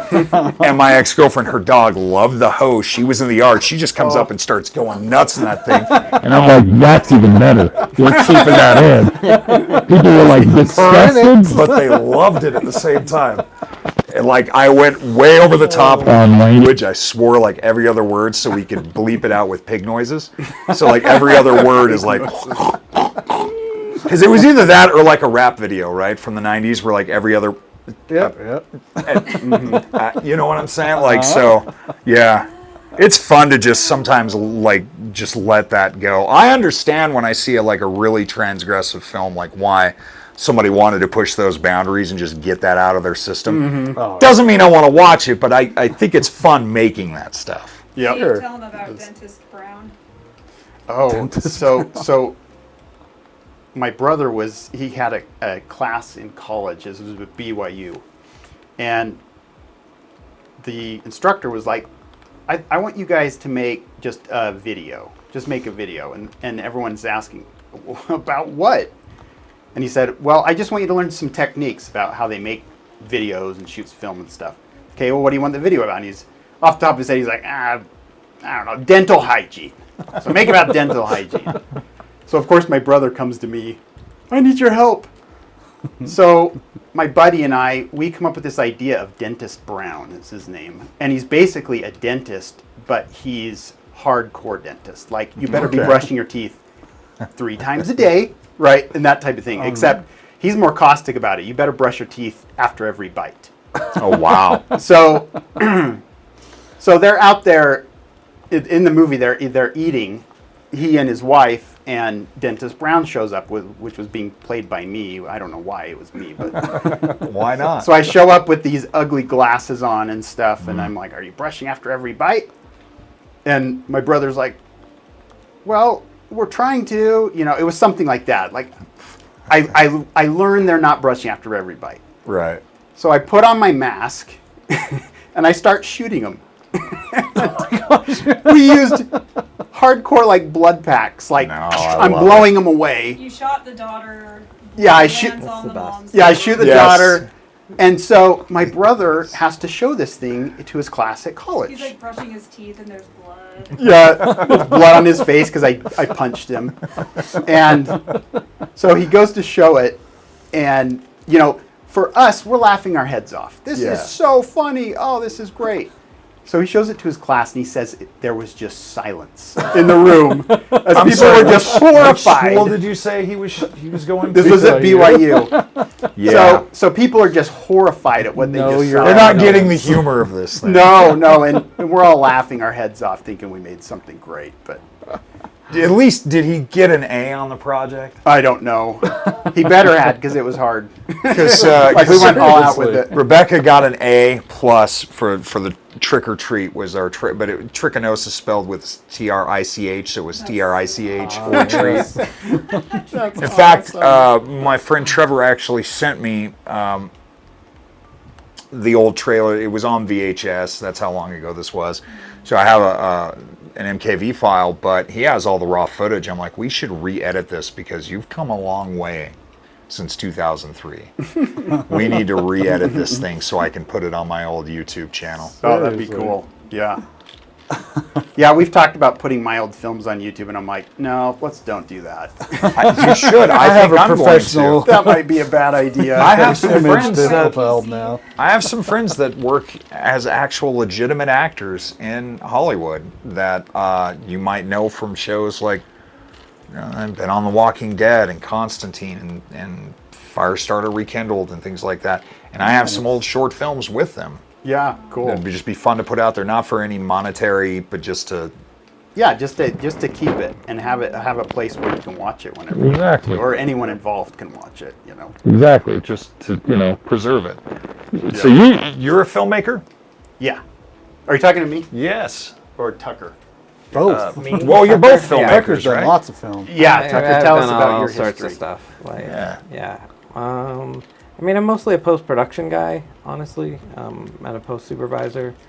Okay. But I've been in film since I was, like, same as you guys, seems like we all made stuff in high school with our buddies, and You're like, yeah, you love it. then we went, oh yeah, this is the greatest thing ever. And then I went Yeah. to film school, and then I got back from film school and went, oh, I know I need a job. How's that gonna work? Right. you didn't move out to Hollywood. That was gonna be my thing. Yeah, for sure. I was gonna move out to Hollywood. I mean, then I had some health problems and ended up staying here and ended up doing a lot of video work for the church, and that's who I Okay. work with now. And we're doing less and less of the in-house production, like the big stuff that we do. I still post-supervise those, but we're doing a lot of asset management type stuff. It's very boring to some people, but it's very exciting to me because it's all about like AI and Hey, stuff. that's cool. yeah. That's awesome. It's kind of a new venture for me, so It's all about what excites you. I wouldn't. I mean, if I Creatively. couldn't make it successful in the big leagues, then hey, I'm old enough that like I just gotta work and do something. Right. Do something. and What are Sure. some do what are like some it. of the things you're using AI for now? Because that's So something we're not that yet, but in that, I mean, and I like to differentiate between Gen AI and AI, which really is just automation of tools. In the digital asset management space that I'm mostly focusing in right now, it's like, it's thousands and thousands of video clips with no information on it. And like, we want transcripts of it, and we want to be able to search it, and we want to be able to search locations and all the stuff that your phone can already do, but big enterprises are just barely jumping on board. So Seriously. it's not really Gen AI, which I'm fine with. It's more, automations of things, and it's a lot of shifting and changing of. I mean, it is affecting people's jobs, which is hard. yes. But I don't know. I use AI practically every day, at least just on my own, because I find that I guess it's the space I'm learning into, so I kind of have to. But Yeah. it's kind of, it's going to change some things in a Yeah, pretty there's a lot of severe way. angst. There's a lot of angst in the film industry Yeah. about it. Well, that's what part of the majority of the strike last year, last year was about that, and ways of preventing, people from getting replaced by Yeah. computers. And I think that they will try to do that, but it's going to happen anyway, I think as long as people have creativity and imagination, I think you're going to have to. I mean, computers should be a tool. Yes. They shouldn't be. You shouldn't be Replacement. using it for like every you Right. shouldn't have the computer make your movie. I mean, I'm still finding that I'm doing the work, but there are certain things, like especially in documentations and stuff in my boring job, that I can do in like a fraction of the time. Yeah. As long as I've That's taught great. the model, and like the model knows who I am and knows what I'm trying to do, and it's kind of, people get kind of freaked out by it, like, wait, this thing knows everything about you? It's like, yeah, it kind of does. But Well, like I mean, said, it should be like a tool. yeah, exactly. I mean, Look at CG. They're still using live Actors, so they're still makeup artists. and costumers exactly. and hair. Exactly. As well as, I mean, even when you watch a drama that has no fantasy or science fiction elements or supernatural elements, I mean, they're still using CG just for things like maybe making it look like it's on film when it was on digital, or digital map painting. So they're filming in a studio in Toronto, but it's supposed to be in Washington. Yeah, as long as it doesn't get to a point, for me anyways, where it's just solely being somebody just saying, hey, give us a script that's a Poe adaptation but by Stephen King, you know what I mean, an approximation, because it just... That's what concerns me, because I think that is where it will go. I think that's where don't people think it'll want it to go. I don't think it'll replace everything. No, it'll go there, but it won't last. Oh man, if Yes. if pitch meetings are all just, hey, I fed this to the computer and this is This is the idea. this is my idea of just that just to I'm me, in the industry, I'm already running into that. That people are like, I threw this into ChatGPT real fast. What do you guys think of this idea? And I'm like, Throw it away immediately. Really? That's what I think. so honestly, some of the ideas of films that have come out lately, I'm just wondering, like, either this was created by a 10-year-old or yes. they just fed this to a Yeah. computer and just gave them the quickest answer. Well, already with AI artwork, it's kind of looked down upon in the industry a little bit, I'm noticing. Because they're like, you just wrote a prompt and got this. Now, don't get me wrong. I do it all the time for, like, design ideas and things like that, you know? Sure. So it's an awesome tool to use. Conceptual stuff, Yes, yeah. conceptual stuff. but You that's can get- using you it can like get- a tool. Yes, you can get great ideas. Yeah. But there are people already looking down on it. If you're going and saying, oh, here's my new design for X, Y, and Z, they say, AI made this. You didn't make this. You know what I mean? Yeah, and it's very apparent. So there's that like an eye that's like sideways, and hair that's all weird. Well, You see the hands, they still have a artifacts. hard time Oh, with the hands and the Yes. feet, they're just horrendous. Well, and even text is still a problem. Like just generating Yeah. a graphic of proper text. yeah. It's just, True. It's true. It's getting exponentially better with each year. But like, I mean, I use Photoshop all the time, and one day I was in a pinch. I had to put a guy who's sitting in a chair in a wheelchair, and I could have gone and found a wheelchair and matched up the lighting and the angle, But or you I could could just just- select it and put him in a wheelchair, and it was Right. done. Gen And it AI. looked- yeah, and it looked great, and I'm like, done. That just saved me so much time. You know what, Nick? The beginning of our feature film was done, I don't want to say completely using AI, but what we did is this paper cutout stop motion look. So it looks like paper elements that are being moved, right? like South Park. Exactly. Yeah. Yes. Exactly. Like South Park. We did most of it in Midjourney. I mean, I'm not saying that as an Images. insult. Their first episode was actual cutout paper, Yeah. and then they just started using. Yeah. Now Computer it for that. now it looks like it, but Yeah. using Midjourney saved us thousands of Oh, dollars. yeah. It probably would have cost $50,000 for me to do that. If we had actually animated it frame by frame. But Right. with technology, I was able to do it, and it looks really good. Like, it does look like someone actually animated it. And so part of it scared me a lot, because I'm like, man, this is so much easier, and it saves so much more money. You know what I mean? Yep. But And at you're the like, same- but who did I just put out of a job? Right. Right. It's Well, interesting. I heard this people country compare loves to it outsource. like when photography first came around. Because back then you had artists; they were painting, and then you have someone come up and take a picture of that landscape, and the artists were like, "What? You can't do that. That's cheating. Yeah, You're just yeah. taking a picture of it. How is that?" And I always think about that. Like, yeah, it's actually really true. There's always a shift in like.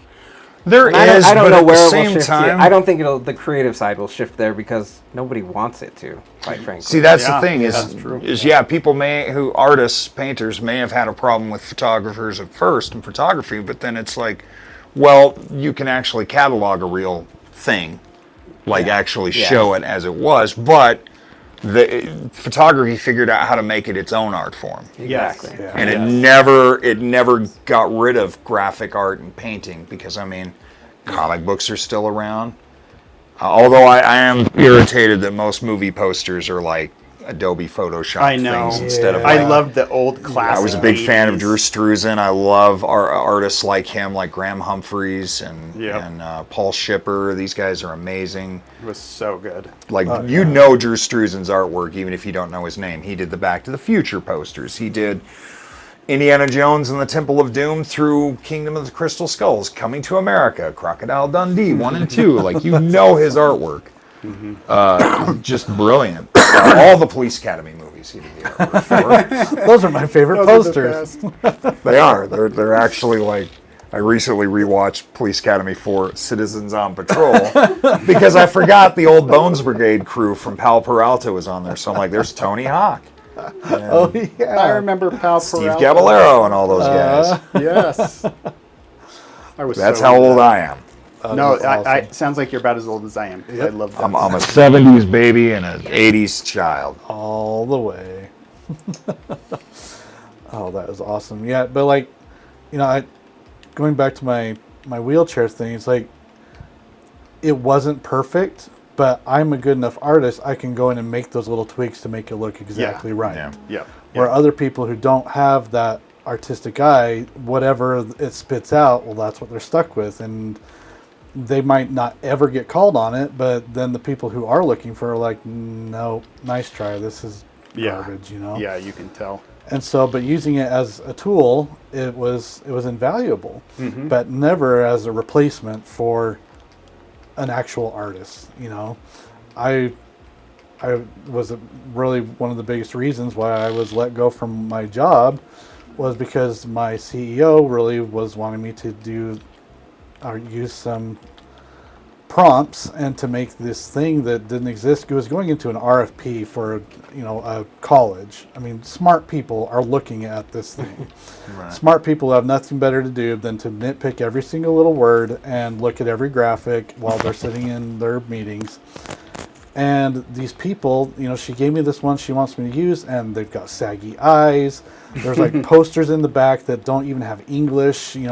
It's like numerical looking. Yes. Yeah. But it's not an actual equation. And the math professor is going to look at this and be like, what is this garbage that they're trying to show me? And I'm just like, I am not putting my name on this garbage. I'm like, this is going to a multi-million-dollar institution for a multi-million-dollar deal. Wow, and good for you. yeah, I'm like, I'm not doing this. I'm like, this is just ridiculous that you're even asking me to do it.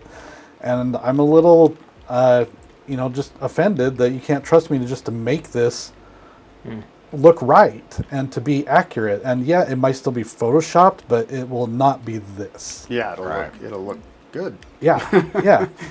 And I'm like, I'm totally fine using these tools to make something nice, but I'm not. I mean, you're just literally asking me to replace myself, essentially, making my own job obsolete, learning how to do this properly. And I'm just like, no, I'm not even going down this road with you. And before we got too far into that discussion, my heart blew up and kind of took care of, that awkward situation. Wow. Anyway, Oh, so that happened before. that happened before, yeah. That- So it was part of the Really? stress that really led to my heart blowing up was just this conversation. I'm coming back, or this was like through the holidays. I'm like, I don't see myself lasting very long through the beginning of this year anyway. Wow. And then it was fulfilling When prophecy. did this happen? I didn't even know. So in this, all the stuff at work happened from like October of 2023 through the beginning of the year, and then the stress just caught up with me, and I had an aneurysm in February of this year. Wow, Nick, I had no idea. Yeah, it was fun. It sounds like it. Super fun. Like a great time. I mean, how you doing now? I'm good. I mean, I'm still looking for work. That's my full-time job, is looking for work. Well, but physically, how you? yeah, but physically I'm all right. The PTSD from the whole thing, which that was a fun thing to have. Oh yeah, PTSD, always fun times. Oh yeah, never had a panic attack before, never had anxiety, and then next thing I know, every little creak and crack in my chest, like, oh, I'm dying again. Sure. Yeah, I can only imagine. And it just reminds you every day of what it feels like to die, and it's like, oh my gosh. So Holy cow, man. yeah, it's been a wild ride, but yeah, well, thankfully you're still with us. yeah, I appreciate that. It's If been you're- an eye opener for sure. With the miracle that happened to keep you here, you probably shouldn't worry about it happening, taking your life, because there was a reason. Yeah, and I actually just Figure had my 6/7 month checkup, and they did the full CT. Everything looks great. Good. There's no chance, I mean, even a slimmer chance that you're going to have a second one with even how slim the first one was. Yeah. I mean, I've said it before, there's no medical reason you should have had this and no earthly reason you should have survived it. So Wow. it's like, okay, Yeah, what do you do with that thing, information? Too. You know? We're at that age now.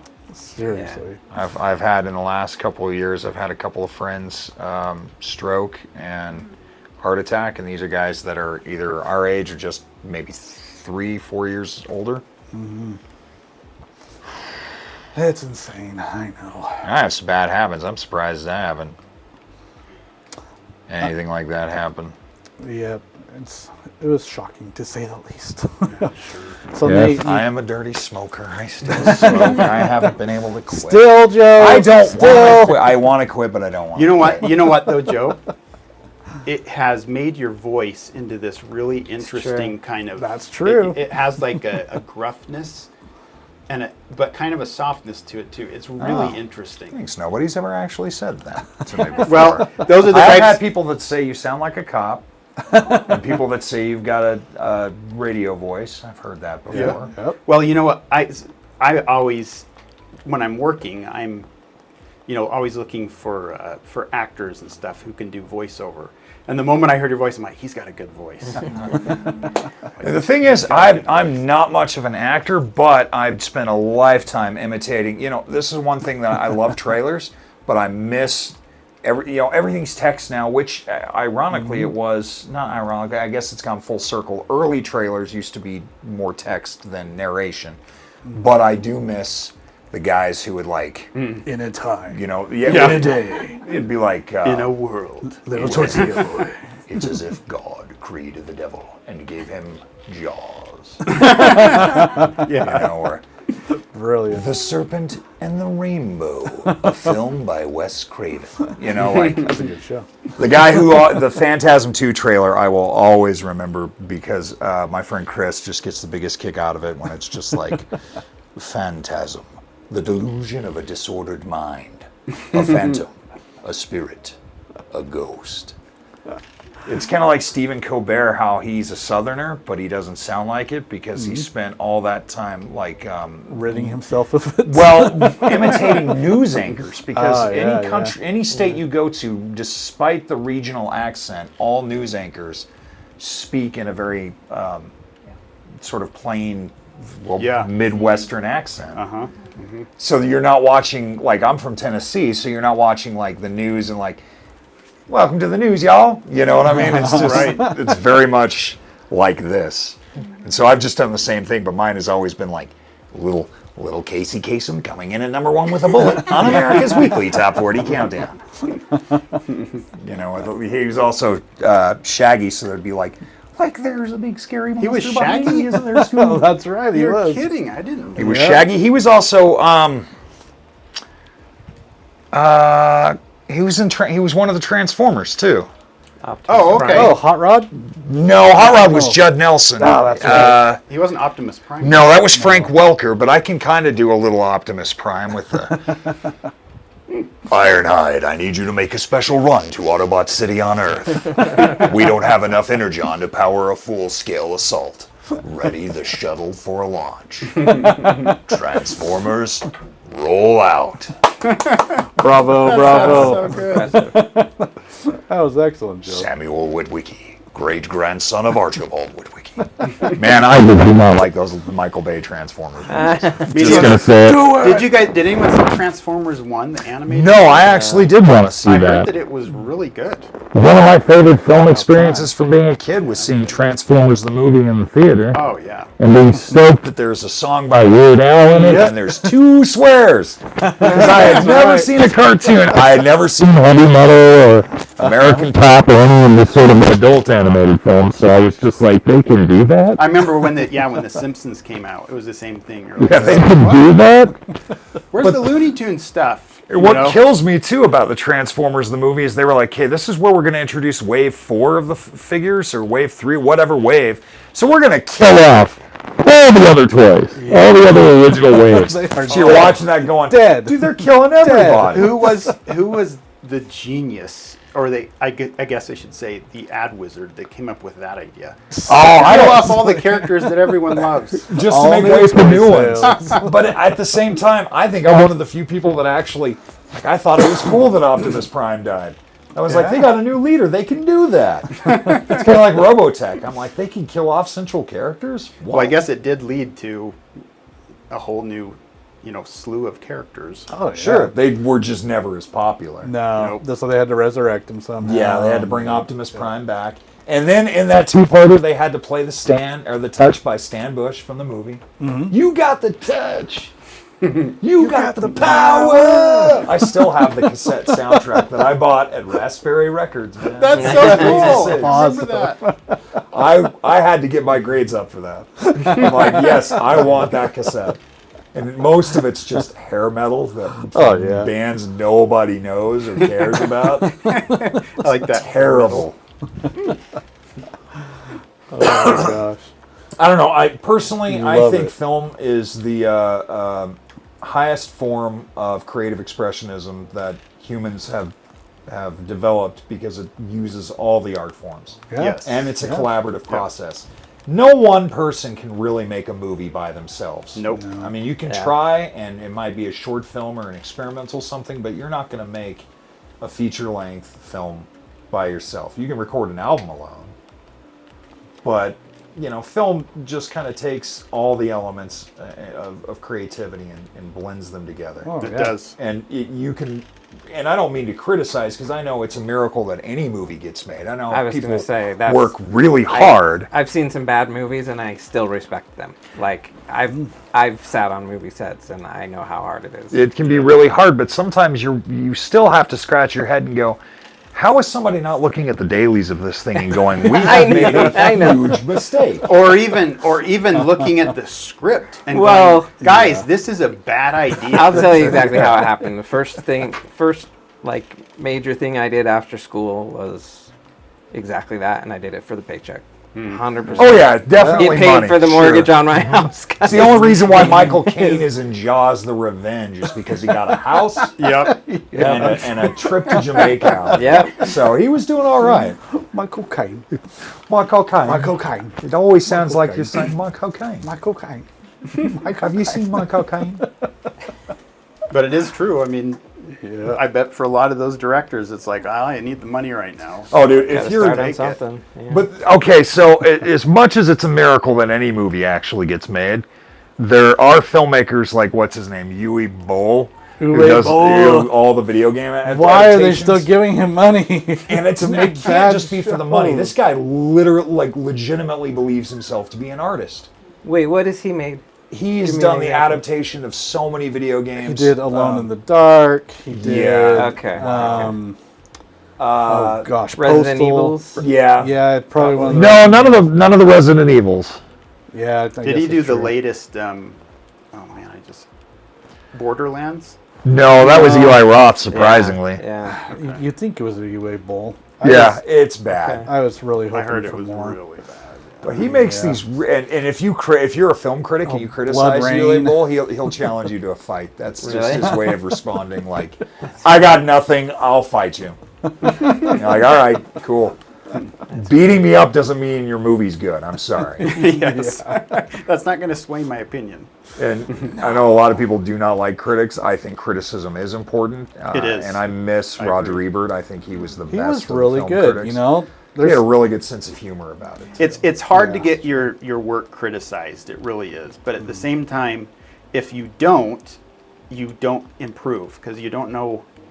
When you're in the depths of making a film, it's like you can't see the forest through the trees. Sure, You and know what I mean? film critics are not screenwriters, and Roger Ebert was, but they're not. It's still one person's opinion, Yeah. but if the person really understands, like the sort of, not to get too pretentious or whatever, but sort of the language of film, right? They understand the craft of making a film and telling a story. I think they can have some pretty good insight. That's Yeah. not to say that I agreed with Roger Ebert on everything. He didn't like The Shining. And I mean, it's not the Stephen King novel, but it is a great Stanley Kubrick movie. I'm trying to think of what the other movie I was watching the other day where I read one of his reviews and he just did not like it and it blew me away. Sometimes that happens though, but it's still, I think, good, we need criticism just again, so like you were stating that you can learn from that.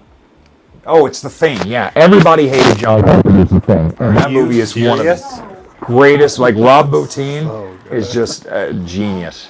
The guy who did all the visual effects, he was one of Stan Winston and Rick, like he was like, I think it was Rick Baker's protege. And he did all the practical effects on the thing.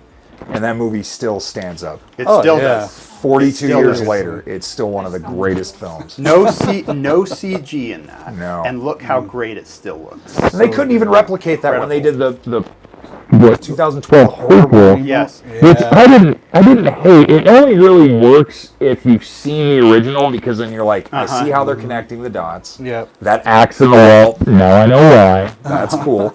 But they promised that they were going to do mostly practical effects, and they did. They did. But Well, the studio was not happy with how it looked, No, so they they went back actually and had did the them whole Literally thing. CG over so Yeah. much of the I practical didn't effects. know that.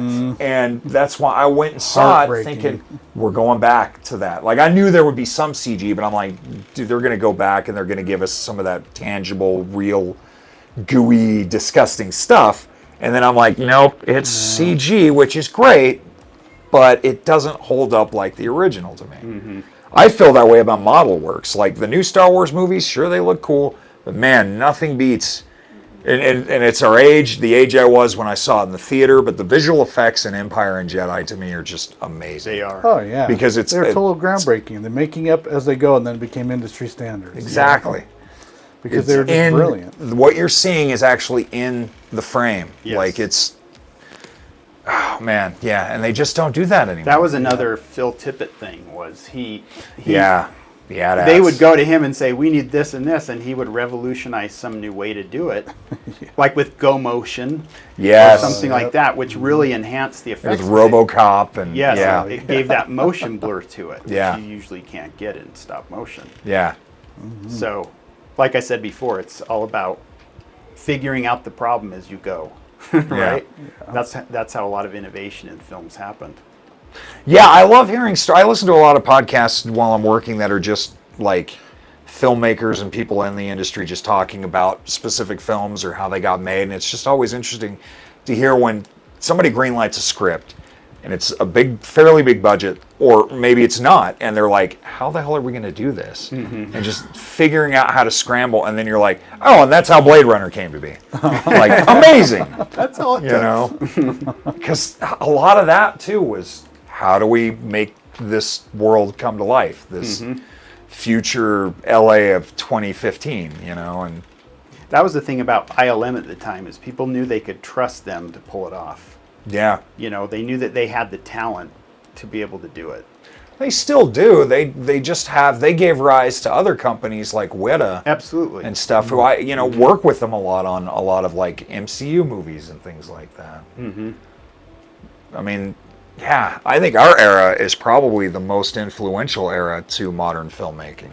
It absolutely was. That and the fact that we can't let the things we love go. Yep. You know? They just keep coming back. I mean, there and hasn't been doing an Elm it. Street movie for 14 years, but I'm willing to bet in the next 5 there'll be another one. Yep. They are working on a new Halloween series. No. A new And series? who knows if it's... I don't think it's going to be a sequel to the last 3. I think it's a complete reboot. Is it a movie or is it a series? Film. Oh, okay. Just hopefully it won't be as bad as the Rob Zombie ones. I'm sorry, they just were horrible. Well, I don't know how Michael Myers can come back from a wood chipper. I mean, Jason can He'll go, Jason find a seems way. to come back, so... and he's been to space, Yeah, that's true. And Never seen it. just like Spider-Man. yeah. So what dumb. is you guys' opinions of kind of the state of the film industry now? I see it as very formulaic because I feel like all they're doing basically is milking Everything. old franchises, and it's very rare that you get something new, something really innovative. I would say for the blockbusters, that's typically, that's the formula, or something very similar to something you're familiar with. I think that there are still a lot of lower budget Hollywood films and independent films that are coming out that are pushing still exciting. Yeah. Still remind me of why I love, cinema. Sure. Every year, they just don't get as, unless it's like a runaway hit like Get Out or so The good. Witch, that just comes out of left field and people are like blown away, they typically can go under the radar, you know? I definitely think streaming services have, and the death of the video store has definitely changed how people view movies, and the idea of going to a theater is not as alluring to people anymore. Yep. Yeah. Yep.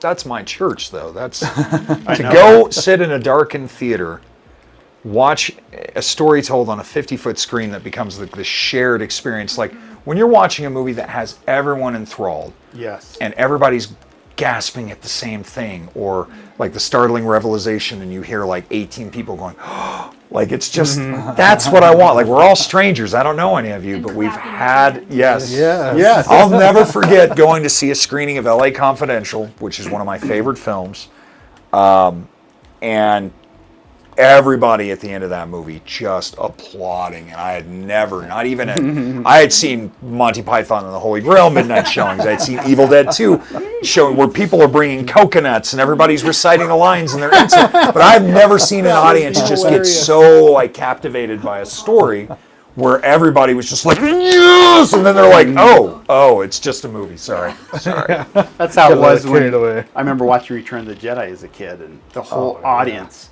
standing Flipping up out. when Yep. when Vader, throws the Empire into Yeah. the Emperor into the pit. And you're right. It's those moments at the theater that make the movie special, right? I get it. You can't pause it. You can't Yeah, rewind. it's- You The problem is, you know. there's an attention span problem. Like with my kids, yeah. they won't watch any. Like True. even at home, hey, let's watch this movie. 10 minutes into it, everyone's on their phone. You're like, oh, like how do Isn't you? that the worst? What's happening here? I mean, but you kind of have to expect that with kids, though, right? Like No, even as I get kids, it. I had a short attention Not 40-year-old span, wives. but- right? Yeah, exactly. Seriously. Exactly. It's like, honey. I had figured out a way Best part. to still suck down my caffeinated beverage while Exactly telling my right. body, we're not taking a break, so you might as well just hold off until we're done. Because I will sit through the credits, too. And it's not because I'm expecting a post-credit sequence and everything. I feel like all these people put the effort in. They deserve Let's just sit through this. I do. Be surprised. Literally, I'm that same person, and everyone gets so mad at me. Why are we waiting through these credits? I'm like, Because maybe I know somebody, guys. We're paying our respects to the people that worked on this thing. 300 people that did visual effects. And on this. also, Give them a break. I don't want to get stuck in traffic trying to get out of this crappy Larry H. Miller theater. Why didn't we go to the Century 16 instead? We'll sit here and applaud Bing Kong Kwok for all of his hard work in the China division of this CG. And you will like it. This MCU movie has 37 visual departments. Like, we gotta show them all that we appreciated it, even if it was the Eternals. But you know, just saying.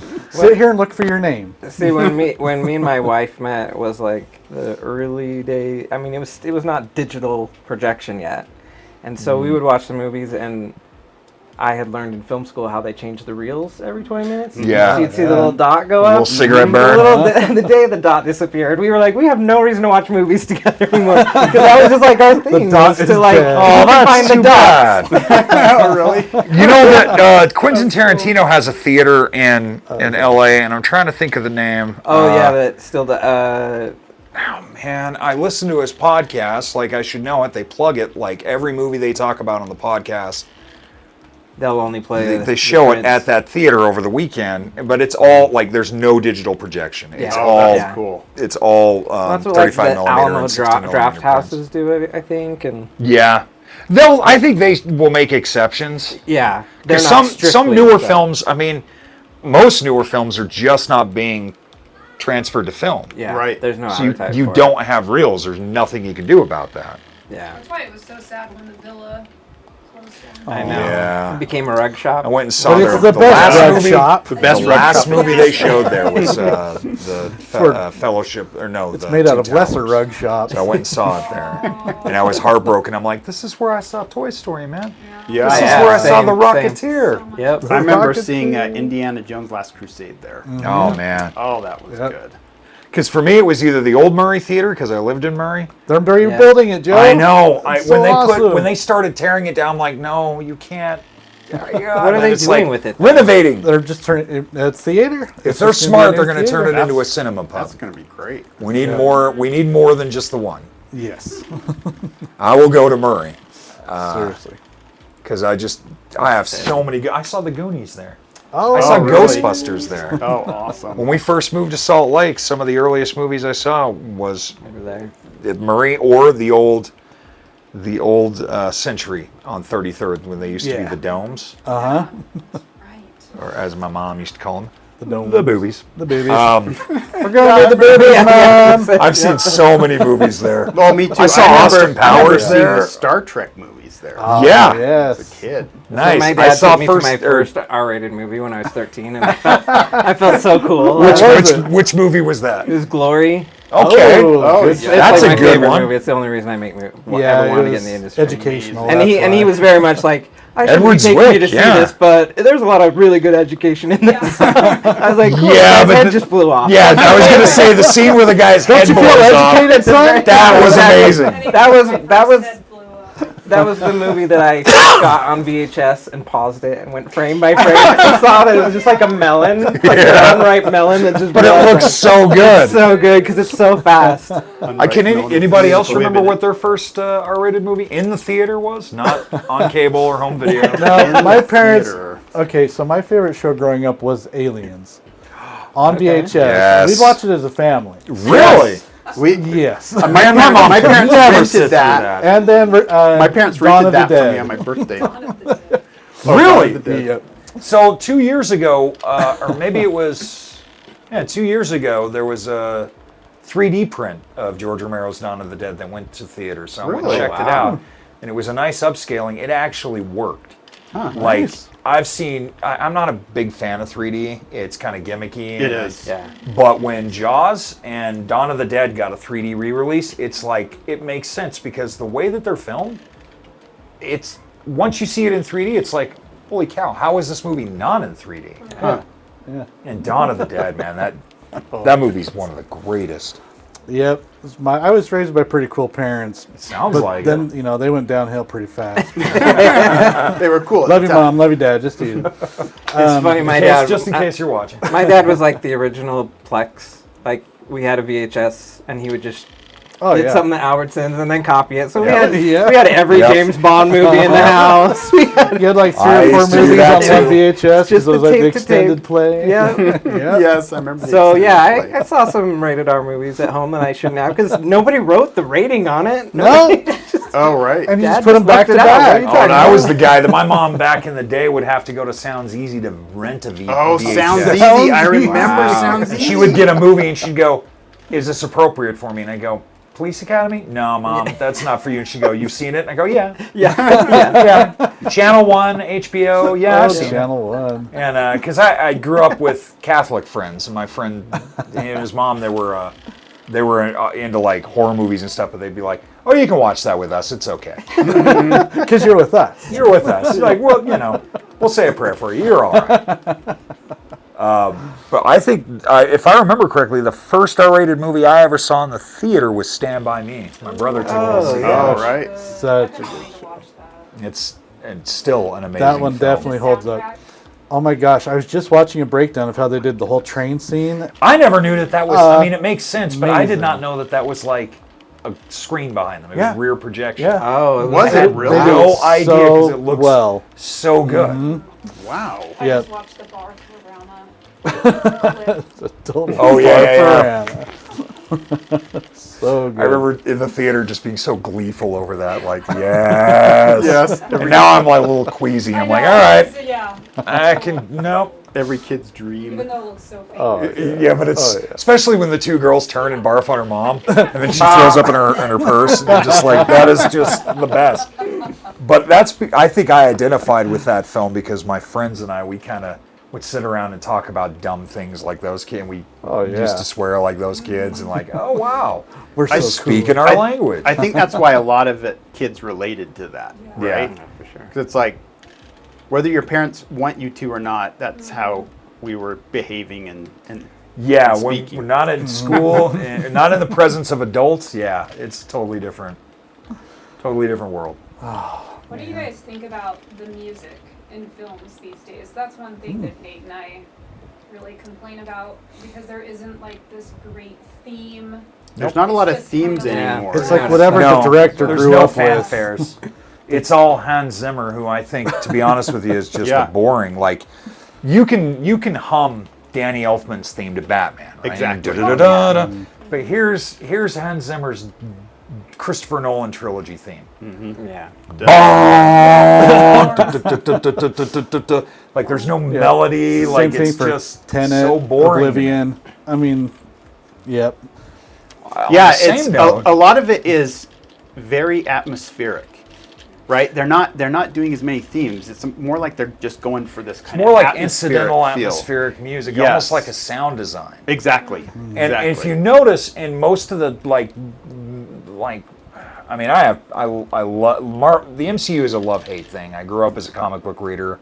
I love superheroes, but I don't think there's a lot of artistry in those films outside of the technical stuff in terms of like framing shots, blocking, utilizing extras and backgrounds, motion. And one of the things I hate is those movies are never silent. Even when there's silence, Yeah. they're There's never always silent. There's always low frequency bass lines and things. Like Ambient. silence, if you watch Scorsese's films, man, that guy knows how to utilize silence. Some of my favorite horror movies. I mean, that's it. It's so great. Just the scare factor, no sound. Well, look at like Hitchcock's The Birds. Yes. There's no score to that film. It's all sounds of birds that are manipulated with a lot of reverb and echo and other weird electronic like Moog sounds, right? Huh.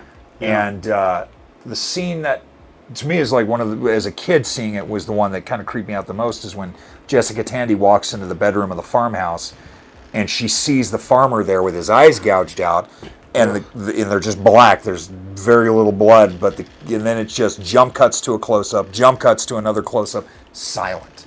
Like you would not have that in a modern film. No. Nope. They'd be like, we're going to lose people. We can't have it like that. You know what I mean? There'd If be some anything, it might corporate be like decision. a string sting, you know what I mean? Just some kind of like, Yeah. Tremolo going on. yeah, something like that. But you wouldn't utilize silence. And yeah, I miss big, lush orchestral scores. So like one of the things that I loved about Alien Romulus is the film composer of that really went back to James Horner's score that's from, great. or Jerry Goldsmith's score from Alien, and James Horner's score from Aliens. So you had that like lush string sound Cool. and just really, really cool. Yeah, because it's so rare now that you even care about a soundtrack. Yes. Yeah. I know.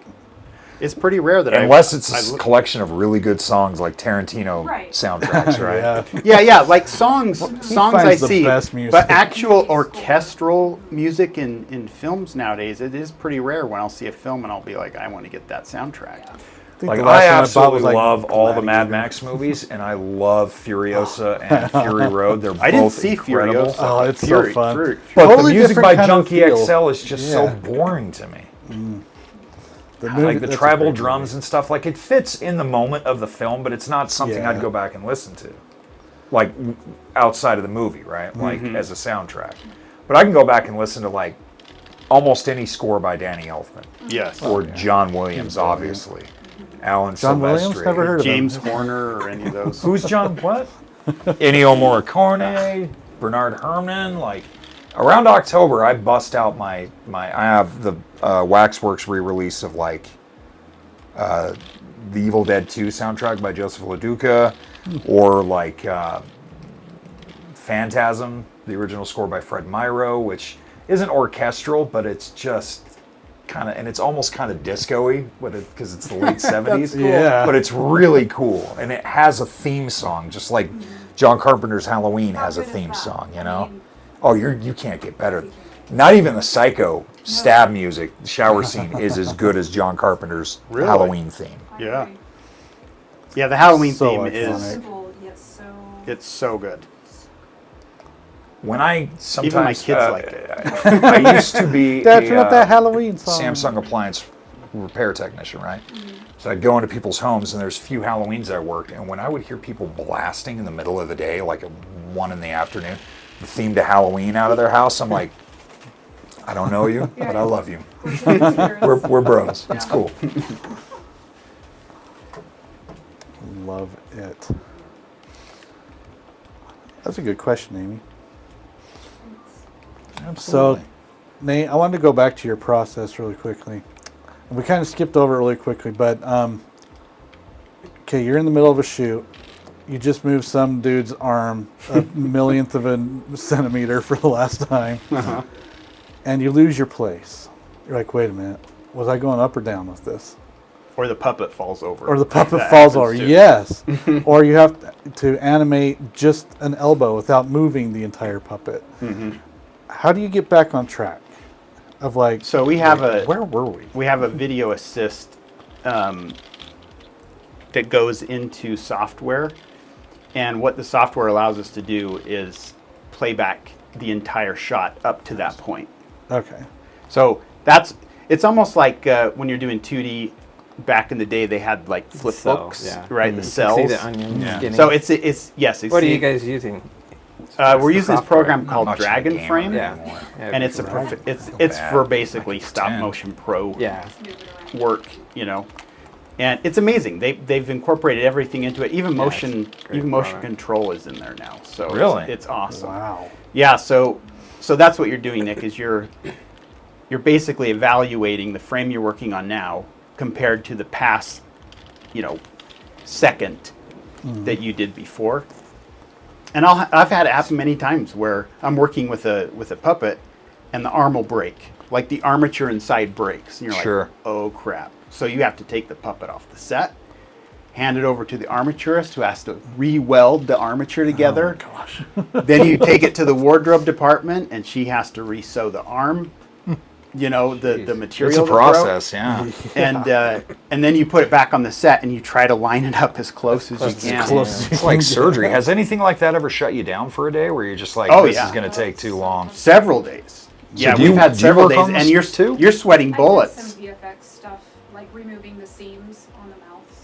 Okay. Yeah, because when you're plugging in the mouth, the process we use is you have an eyebrow plate, and you have a lower face plate. Okay. And the seam runs right through the center of the eyes. So, Ah. yeah, Amy had to come up with this whole new process and figure out exactly how to do it. And she actually used AI to help with that. Okay. So Is that what you do? Do you work in like VFX or no? Like nope. When I you just did it. I The just husband learned calls it. and says, I got a I don't problem. remember it. she had worked on, well, you'd worked on some of our past films, doing it in Photoshop, which was a nightmare. And so she kind of had a grasp for it already, but this new program we got, she had to completely innovate an entirely new process that had never been used Wow. before in stop motion. And what's And that that's software awesome. called? Help Awesome. from the tech. Yeah, the tech team, The software. they were geeking out too about what we were doing. They thought it was really Well, cool. it's a collaborative process, though. That's the beauty of it. Is I mean, if you're working for a good artist or a good filmmaker, they'll want it to be a collaborative. Yeah. What's the name of that software, Nate? It's called Nuke.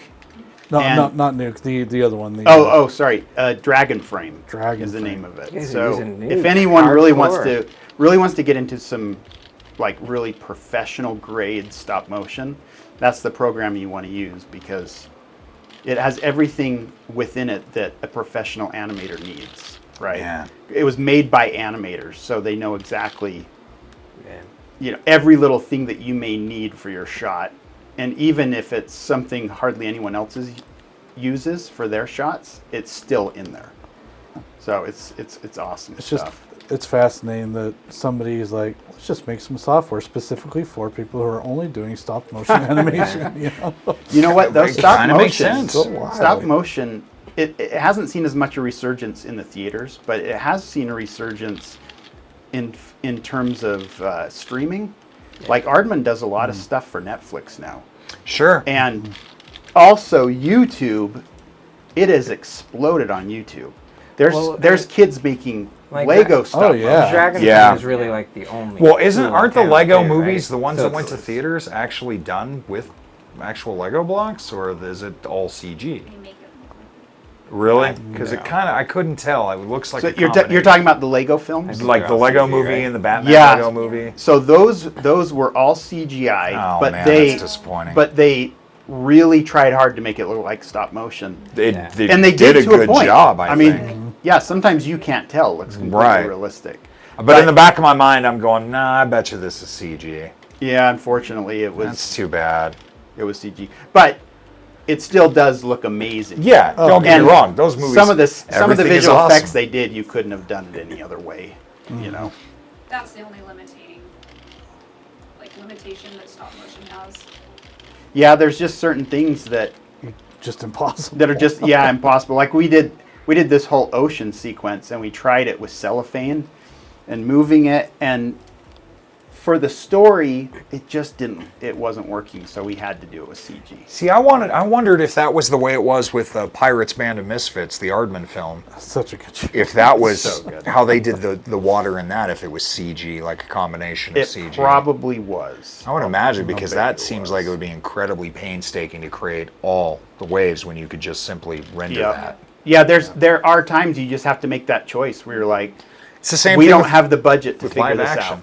Like, you know, there's a reason why we have CG tech, because there's just some stuff that Yeah. doesn't matter how good we've come in animatronics or stop motion, Yep. it's just not gonna, like, you just can't make it look realistic. And even with CG, sometimes it's not completely realistic. I used to but- be a big proponent of this has to be completely handmade and nothing else. But after working on a bunch of films, you get to the point where you're like, as long as the tool works for the job, who Yeah, cares? yeah. It looks good. It matches. It works with the story. So I'm kind of an all of the above guy now, where I'm like, sure, if we need CG to do this entire shot, we'll do it. Yeah, it's all about what services the story. But if you could Right. do it practically, Yeah, if you can I do it would practically- recommend, if you can do it practically, exactly. and in camera. I still love matte paintings. I love the old school yeah. style of taking a glass of paint, Yep. pane of glass, and literally painting around the image where the camera's set, and just have that composite. It's in camera. It's, you know what I mean. It's such art. Even when know you what I can mean? tell, like the house in Clue, you're like, that's matte painting, but it still looks amazing. Or in Christmas Vacation, when Clark's still on the roof at night and you've got that giant moon above him, it's obviously a matte painting, but it still looks great. It looks incredible. Because film isn't supposed to be real. It is an artifice. Yes. Which is why I hate the whole Dogma 95 movement of like, we're going to limit everything so it's real. It's not real if it's still a fake story that's not actually happening. If it's Yeah. not a documentary you're catching in real time or an event in real time, then it's a fiction. Yeah, it's Yeah. still That's what film is. It's still a story, you know. And that's The whole why purpose none of the film. directors that started the Dogma 95 made more than like one to two films in that style, because it's so limiting. They're like, we can't do this. Like you can only have music if it's actually natural to, like, you're listening to it on a stereo, but when you walk out of the room it disappears like it would in real life. That's boring. Sometimes it's nice to have a moment with a song that's sort of Yeah. taking you somewhere. Exactly. Yep. Well, we are down to 9 minutes, you guys. 9 Time minutes. flies when you're just having fun doing stupid video game stuff and talking about really cool stuff. But I haven't man. beat my video game yet. All right, well, we're not going to stop this stream until he is done with this game. Oh Give me man, another Well, 9 what time hours. is it now? Just 9 more hours. That's all he needs.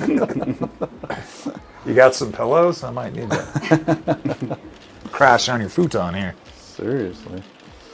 Tucker, do you have any final thoughts for our last few minutes here?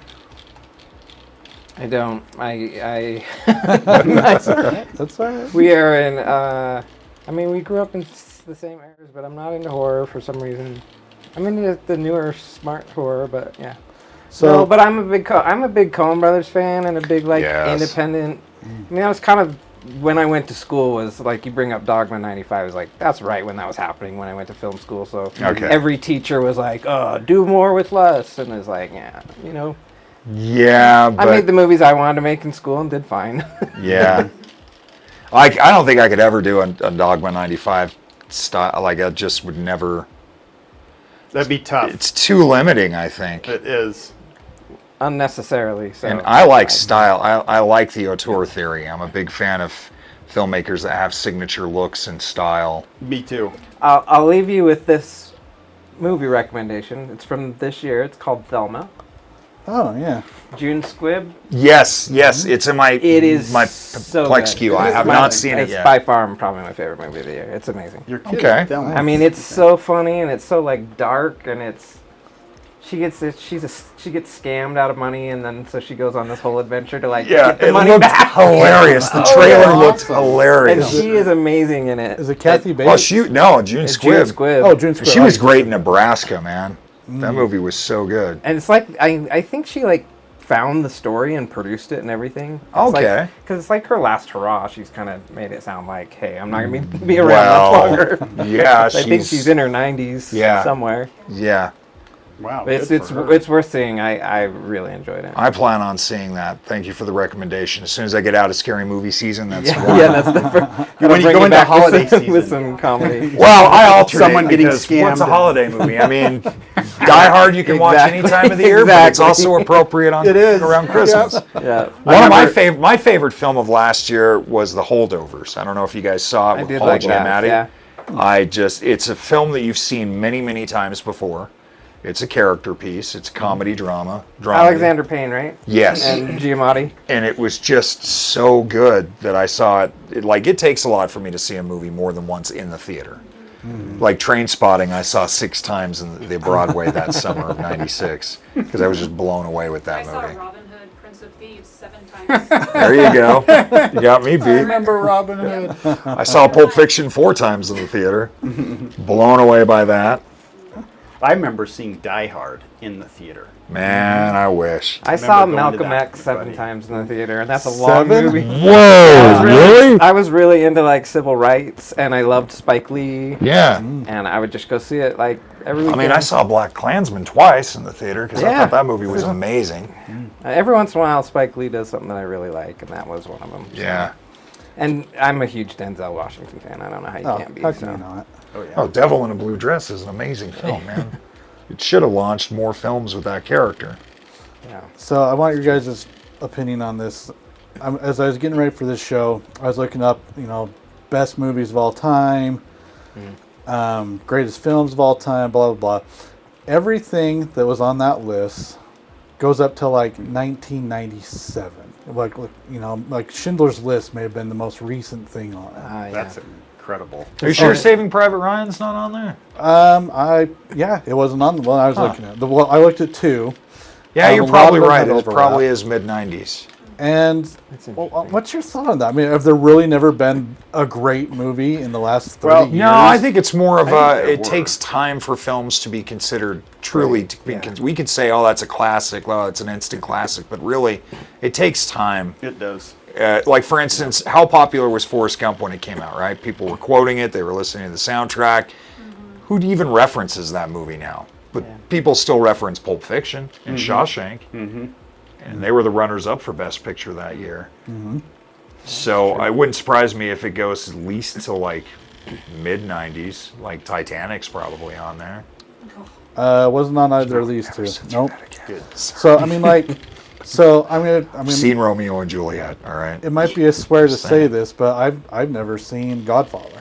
I haven't either. I haven't either. It's on our I- list. You should. I haven't either. and I'm not one of those guys who's like, you haven't seen that? You should kill yourself. Like, what? There's You should see always... it. It's a great movie. There are movies I haven't seen that I'm like, I've never seen Tootsie, and I should see Tootsie. I love Bill Tootsie's Murray. brilliant. And Bill What's Murray's your in problem, Tootsie. Joe? Go see Tootsie. I don't, it's like The Godfather's definitely one that you should see. I highly recommend that and The Godfather Part 2. But am I going to see it and be like, that was overrated? I don't think so. It's like the best movie. That and Citizen Kane are if like you the two actually all-time watch best it movies. and pay attention to it, and not do what everybody else does, which is Get on your get on your phone, then I guarantee. Yeah, you'll if you enjoy put it. your phone away and you pay attention to it, and you also realize that you'll probably see a lot of cliches that have come from these movies. Yeah, it's true.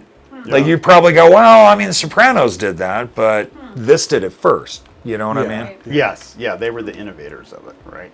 It's kind of like The Rocketeer is the best Marvel movie before Marvel ever actually made good movies. I loved their. When all they had was Howard the Duck and the Dolph Lundgren Punisher. You know? I watched that. I still show. think The Rocketeer, like to me, The Easily a dozen Rocketeer times. is a comic book, is a throwback.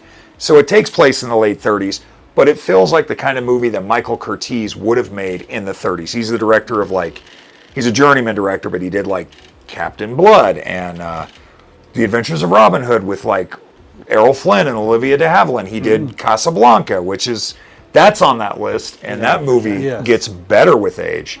Because if you think about when that film came out in 1941 and what was happening in Europe and how this film foreshadows a lot of what was coming with Nazism, and it's Casablanca. Still, I've had the pleasure of seeing that in the theater about 4 times in the last 10 years, and it just gets better every time I see it. It's still timely, but I think Do the Right Thing is still timely. Yeah. So Yeah. There are movies like that were definitely ahead of their time and Yes. foretold our future. Well, have you right? guys noticed that? A lot of times history follows art. Yeah. So it's a you will weird have an combination, artist. isn't The it? Simpsons. Exactly. Well, I was just going to say the Yeah. Simpsons. They constantly do it. they do. They predicted everything. where the artist will come up with some idea or story. Terminator, Right. and then here we are creating AI that could potentially destroy us. Yeah.